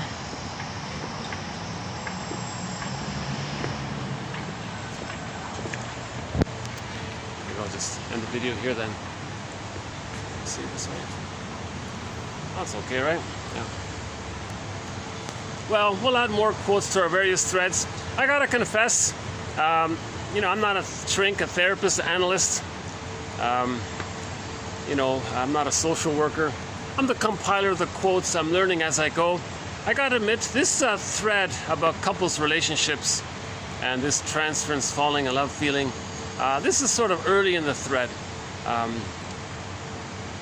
So this is an undeveloped thread, this issue of this whole romantic love area. It's an undeveloped thread. The general consensus seems to be that you're recreating the symbiosis with the breast. You're getting back that old good time, I guess, because it's sort of unresolved. It's unfinished, it's incomplete. It was negative before, now you want a positive version of it. You want to get back that base to resume development. So there's immense excitement around that area. Or just in general terms, when someone recreates the oneness feeling, they're recreating the blissful feeling the baby had at the breast, and they're getting that again. You know, it's maybe an adult sort of version of it because you're conscious of it, and the baby wasn't conscious of it, but you're feeling what the baby felt, and now you're conscious of it, so you're going, wow. The baby's feeling the wow, but he doesn't have words for it. So in falling in love, we have the words for it. So we say bedazzled, we say spellbound, we say we say, you know, head over heels in love, or love is blind, and these kinds of things. But the baby didn't say these things. The baby's just in it, right? So that's the general sort of my current understanding of falling in love, is that we're feeling what the baby felt, and now we have words for it. Now we can have a conscious memory of it. Whereas the baby's memory of it, our memory of it, the memory that we had of it when we were babies, it's in the unconscious. And it's hard to get it up to consciousness, except in the case of the religious gambit, where he gives dramatic stories of you being one with the beautiful, bountiful breast in the sky, and you might get a little glimmer of it that way. That's the exception to it. But otherwise, we don't remember it. No. Now, a lot of this can be okay if people are conscious of it and make I statements. So we had a quote about 2 months ago where the couple got married and they were going to revisit the first 3 years of life together as a couple, each of them for themselves. So when the two fall in love in the honeymoon phase, they both recreated the symbiosis. Okay, that's the maternal holding environment for the first 4 to 5 months. Okay, so now one's going to hatch out, the other one's still in it. At that point, Bergler says, run to the nearest therapist and learn how you're reenacting and replaying the first 3 years. And if you're aware of it, you make I statements, you can do it. That the marriage can become a healing, psychological healing, developmental, spiritual path, etc. So you can do it if you're conscious of it. If you're not conscious of it, one person feels betrayed. Now you're One person's going to try to change the other. One may be afraid to leave, so they're going to recreate the painful past. It's familiar, and they might be stuck there, but they accept it because it's familiar, and then they can pay the bills from there, I guess.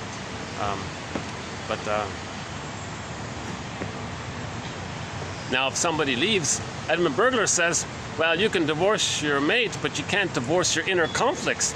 Your inner conflicts, Burglar says, will faithfully follow you into the next marriage. So there's no point in divorcing your mate. And he has a book called Divorce Won't Help. That's the actual title of his book, Divorce Won't Help. It won't help you heal your inner conflicts. You'll just replay them with the next person.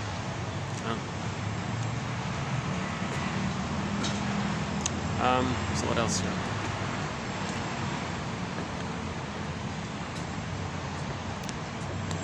Oh, it's a hot day today, huh?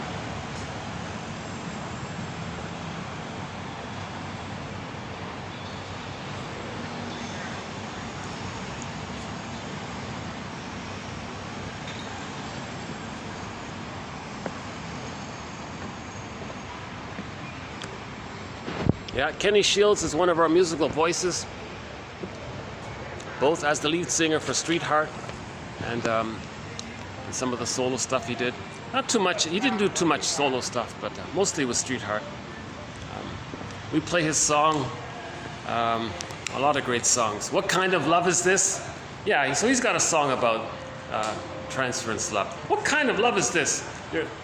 You didn't call me and I feel upset. What kind of love is this? You didn't keep your promise.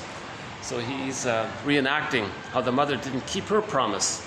The greatest hurt of all, says Carl Menninger, mother failed me. So that's the unfinished business. Mother failed us. That's unfinished business. We're stuck there like the woolly mammoth. So we find somebody who looks like, resembles the partner, and now we have this hope to get unstuck and be free. So I think that's sort of the main idea here. A key point, I don't see too many people really talking that directly about it. So I really credit Brody for mentioning this. And also this, what's her name? The other one? Forgot her name. It'll be in the next video, yeah. Is it Morton? Not Morton. Fucked out already.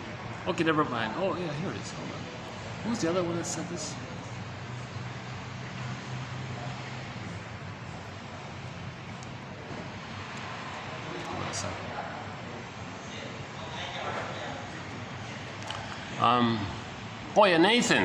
Susan Nathans, I think. She was saying this. Oh yeah, and Bergman as well. The bliss of falling in love is seen as the result of a revival of feelings that once belonged to the symbiotic phase of infancy. So there's a good summary of it. The bliss of falling in love is seen as the result of a revival. You had it before, it's being revived. A revival of feelings that once belonged to the symbiotic phase of infancy. A very good statement there by Bergman. Dyadic bliss.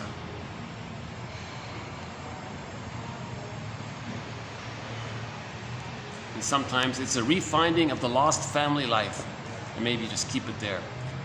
Okay, and sometimes it's the chance to get a better past, to have a transformative experience, a reconstructive experience. And I think one quote said that maybe there's this back and forth issue where you're in touch with the old familiar family life, you got it back. At the same time, you want to have a better reconstructive experience, and maybe there's this two going on there. Hope and fantasy of having a better reconstructive experience. The hope that the new relationship will provide novel, new, and better experiences. The promise of addressing lost happiness.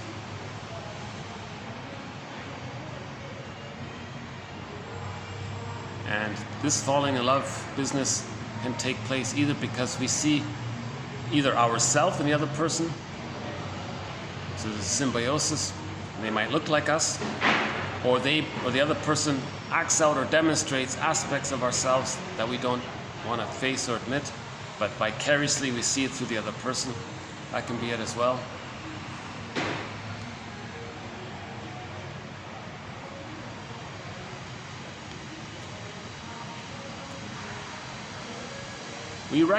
Often we recognize in our partner a figure from our early life. And it could be a sibling. So there's an interesting one. Are you attracted to somebody because they remind you of a brother or sister, or a cousin or a relative or something?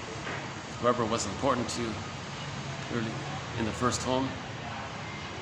Sometimes this can be understood as our attempt to revisit a relationship. That's the unfinished business, to revisit it and make a better ending to what has been difficult in the past.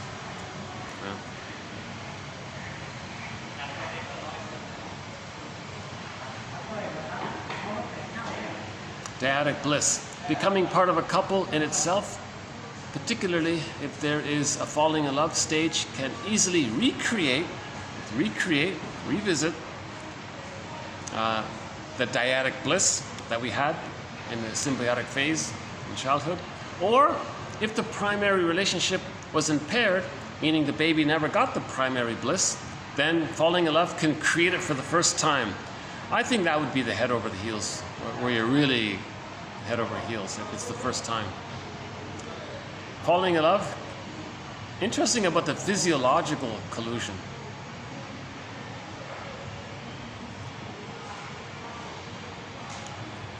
We lose our sense of time. If we're living in that state of timelessness and we're emotionally getting that back now in the falling in love period, and we're re-experiencing, so we're a little bit confused about time. Poets warn us about it. It can lead to temporary madness, because you're trying to get the other person to change, and they want you to change. There's the madness.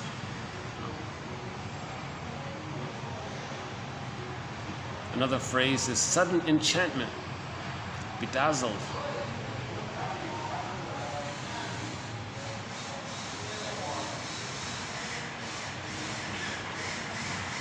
And tomorrow we'll talk a little bit about the narcissist story.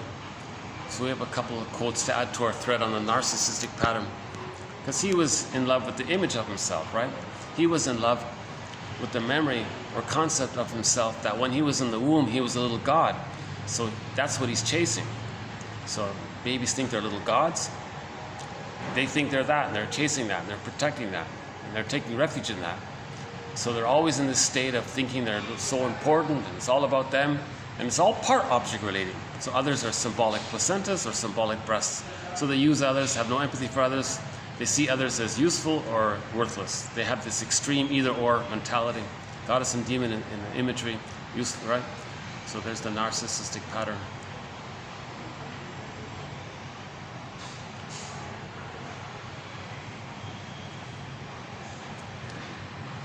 Huge thread. Yeah, I would say that's a major thread. We covered the Peer Gynt story in relation to that, as discussed by Karen Horney, one of our mentors.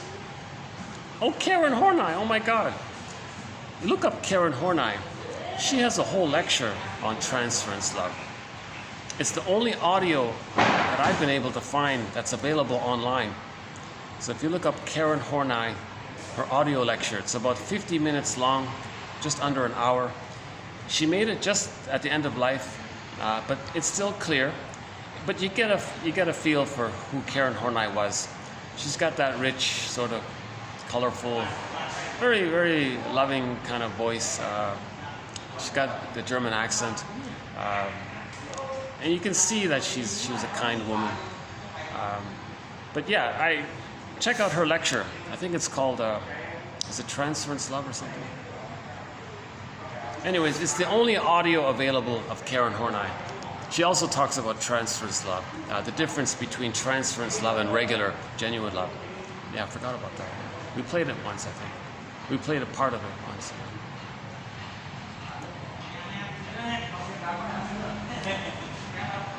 Okay, and yeah, we did some good quotes recently. I really feel like we've covered some great quotes all throughout the series. Very strong quotes all around. So we now have 2,434 therapy quotes to 1,001 Windmills of the Mind. And these are sort of the best from the overall collection of 5,000 plus quotes, which comprise 1,001 Windmills of the Mind. The remaining 3,000 plus quotes are sort of honorable mention type of quotes, but they're in the collection. So, any last song here? Mistreating Heart, Sanders, Pavlov's Dog, theme from Subway Sue, by Comfort, Lovesick by Sanders,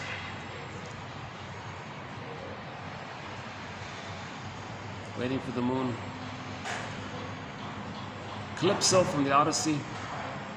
Okay, let's just end up with what about Birch Bark Letter from Willie Mitchell? Okay, here's a nice simple little love song called Birch Bark Letter. I'll end it here. Birch Bark Letter with Willie Mitchell, an indigenous singer named Willie Mitchell, the guy who wrote Call of the Moose.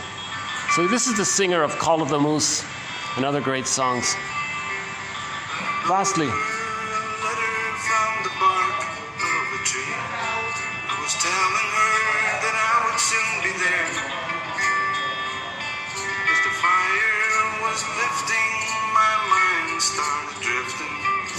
drifting like the smoke curled in the air. The TV flaps were open and the sun was all alive, and the smoke made everything look old. I've seen her in the fire and I've seen her in the earth. Everything she touches turns to gold. I could see her in the water, I could see her in the clouds, singing like a bird who lost a friend. I have prayed to the Spirit, and I thanked Him for our love. I thanked Him for the love that never ends.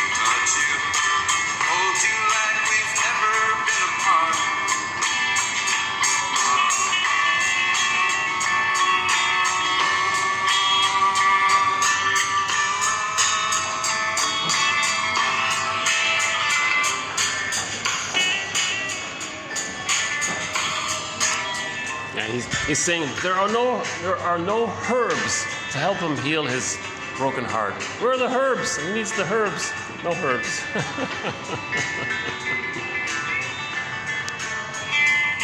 He's talking about missing a girl that he loves.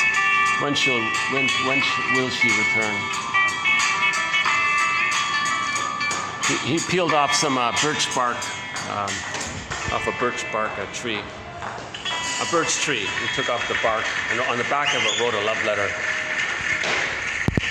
That's it there.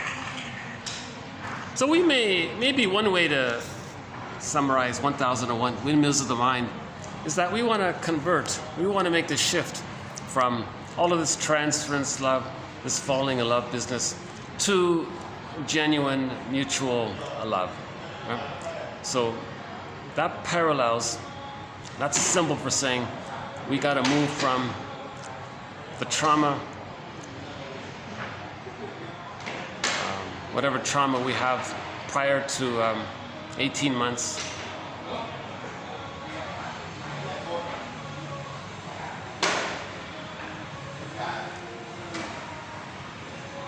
to heal old. So in other words, if we heal ancient childhood trauma, we can do that. Right? And one way to say that, one way to know that we're doing it is that we're not constantly falling in love and then out of love, and it's dramatic because we don't have unfinished business with the parents. So then that means we're healing. So a lot of this manic falling in love means maybe we have unfinished business with the parents. That's the theory. So that's just the current hypotheses here. Again, my disclaimer, these are all quotes. These are all theories, speculations, hypotheses. They may be sort of springboard ideas to lead to more advanced thoughts from the future. So imagine that. Oh, let's end up with imagine that. So we played so there's a sitcom about couples therapy called Imagine That. But they only played the first 2 episodes and then they canceled it. Huge mistake. I say bring back that show, Imagine That. So here's the song Patsy Cline sings. Imagine that. She says in the song here, hey, imagine me. You know, I'm not, imagine me loving, you know, I'm not the one, I'm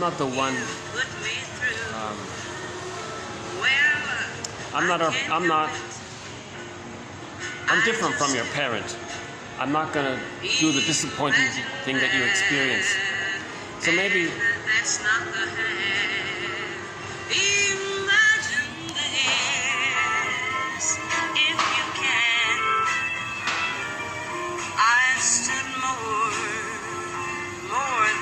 should stand, but I'd still take you. And it's always a collusion. It's not as if a healthy person is going to put up with a dysfunctional person endlessly. Usually the 2 unhealthy people marry each other. So maybe one interpretation of this is, you see, I'm still here trying to maintain the familiar family scene and the hope that things might get better. Or a more healthy version is, hey, look, realistically, partner, you don't need to be afraid of what happened to you in the past. I'm a more stable person. I'm not someone from your past. You don't need to see me as a rejecting parent or an abandoning parent. See me as for who I am. Imagine that. I'm not your parent. Imagine that. Something like that. And loving you. Imagine that. So in the show, in the sitcom, the 2 of them were using a brochure on how to make an I statement. Rule number 1, don't begin a sentence with you always. Make an I statement. Okay, we'll continue this topic in the next video, hopefully. Yeah, in the next video. Any final thoughts here? Imagine that.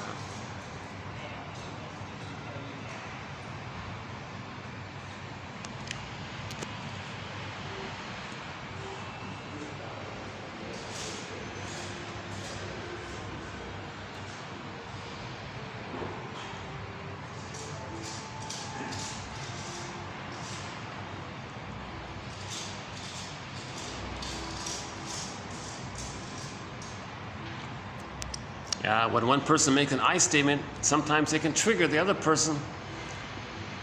And so the 2 people need to learn about I statements. Because sometimes the person makes an I statement, you know, when this happened, I felt such and such. That's the raw bones of it. The other person might say, oh, you're blaming me, you're criticizing me. No, I'm sharing how I felt by what happened.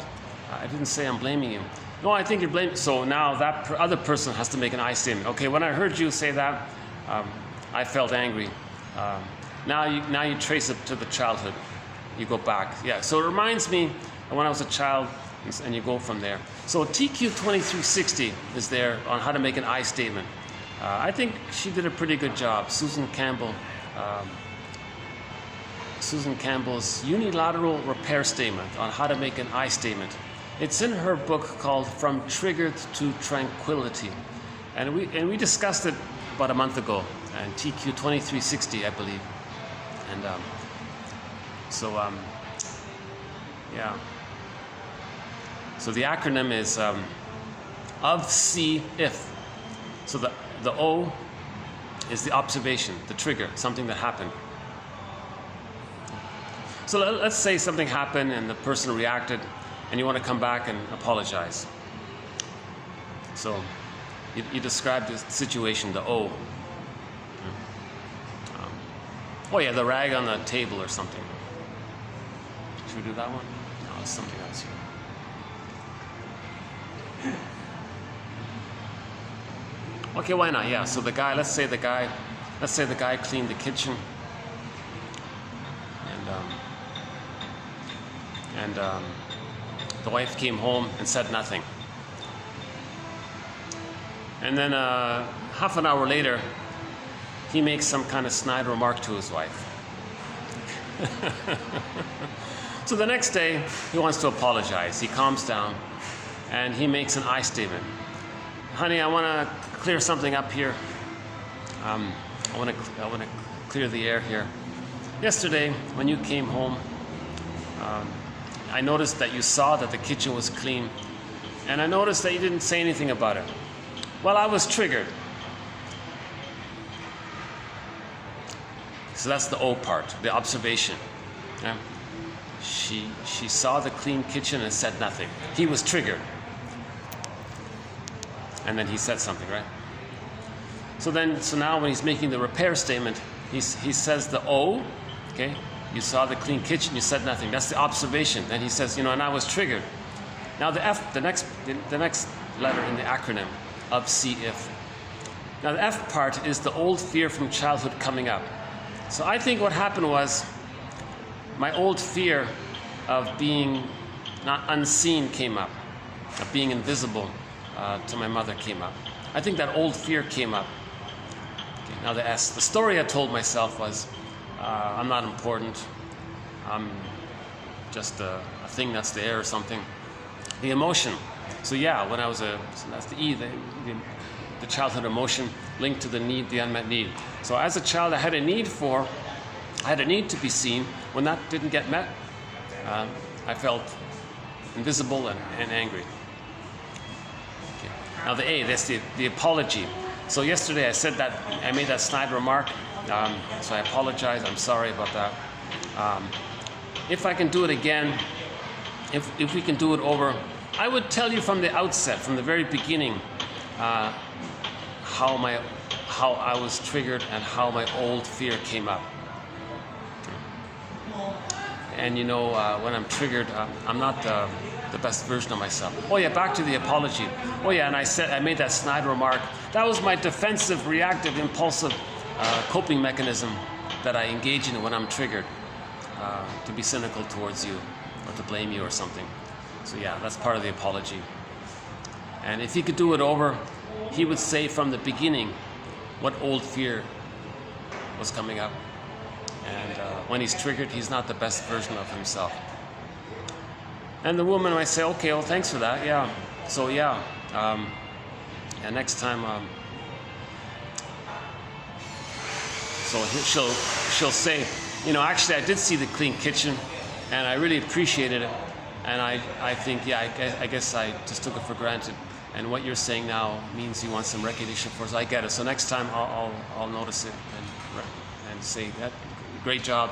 Thanks for agreeing to clean the kitchen, that kind of thing. Yeah, I'd like that. If I spend 2 hours, if I spend an hour cleaning the kitchen, and you say nothing, No, no, I get it. Yeah, no, you're right. So they can work on it, I guess. Now maybe she reacted towards something he did, and that's why she didn't say that, and that's why she said nothing about the kitchen. So maybe she was getting back at him for something. So she could make an I statement and come clean. Okay, well now that you're coming clean, I guess it's my turn to come clean. So now the wife can say that he did something earlier, and she reacted by ignoring his efforts to punish him or something. Huh? So the guy might say, okay, well, please make your I statement. Okay. So she might say, well, 2 days ago, you didn't take out the garbage when you said you would or something. So I was angry about that. So I was triggered when you didn't do it. When I saw that you didn't do it, and we had that agreement that you do it, you didn't do it. So I was triggered, and my old fear of, like you, my old fear of not being seen and respected came up. Right? That's the fear. So the story I told myself was, no one loves me or something. Emotion. When I was a child, I had a need to be included and to be a part of things and to be involved in the family. And when that didn't get met, I felt scared and angry. Apology. So I reacted by ignoring your efforts to get back at you. That was my defensive reaction. That was my impulsive defensive reaction to punish you.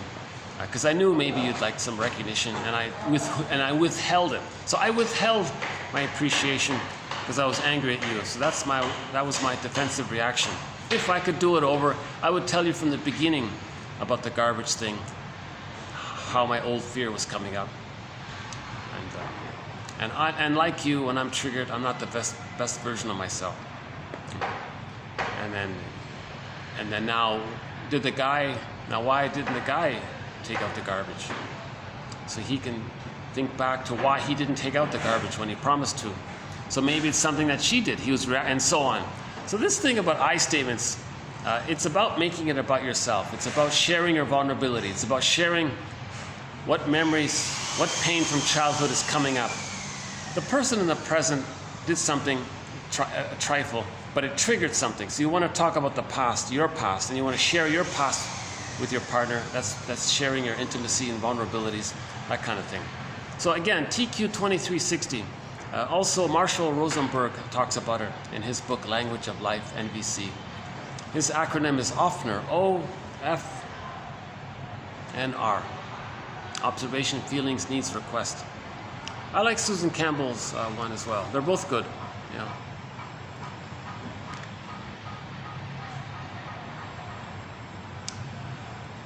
So to deal with anxiety, in one of our threads, we have the question prompt. What's the hardest thing about... So I'm noticing a little resistance to hanging up this video. So what's the hardest thing about just hanging up this video that I gotta face the rest of the day? Okay, so what's the hardest thing about facing the rest of the day? I think there's a sense of loneliness in it. I see. Go on. And then, okay. So that reminds me of when I was a child, I'd have the day and there'd be some kind of loneliness to it. So that old feeling came up of when you were a child. Maybe that's coming up now. Okay, so that helps. So just to clarify the past and the present. So that's a very good anxiety a soothing prompt. What's the hardest thing about, and just fill in what's going on for you. What's the hardest, it's 5 words. What's the hardest thing about, and fill in the blank, whatever's going on for you. And then just free associate a little bit and notice that it's a trigger to something in the past. Talk about the past, and now you know it's the past that you're feeling in the present, and you make that distinction. And you feel better. It's a self-soothing exercise. What's the hardest thing about? And this question prompt is well known in the cognitive therapy field, which we don't really have in 1001 Windmills of the Mind. Maybe later on we'll have it. But I find it very helpful. So So that question that Brody asked, list three events in your life that changed who you are. And you go, whoa. Well, ask yourself the question, what's the hardest thing about this exercise? And that might help.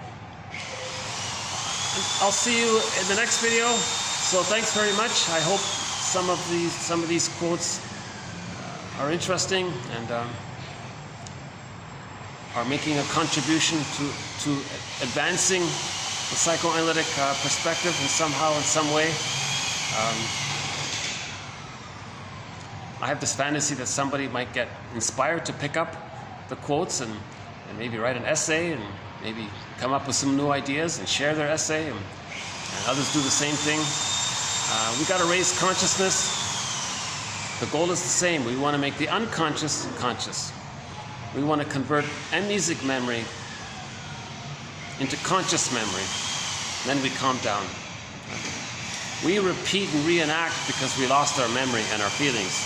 Once we get our memory and feelings, we stop repeating, we enjoy the present. We repeat and reenact, and that's dysfunctional because we lost our memory and feelings. Because we don't have our memory and feelings, we are reenacting in search of them. So these quotes are helping us to get them, then we can enjoy the present more. On that note, I'll see you in the next video. Thanks again.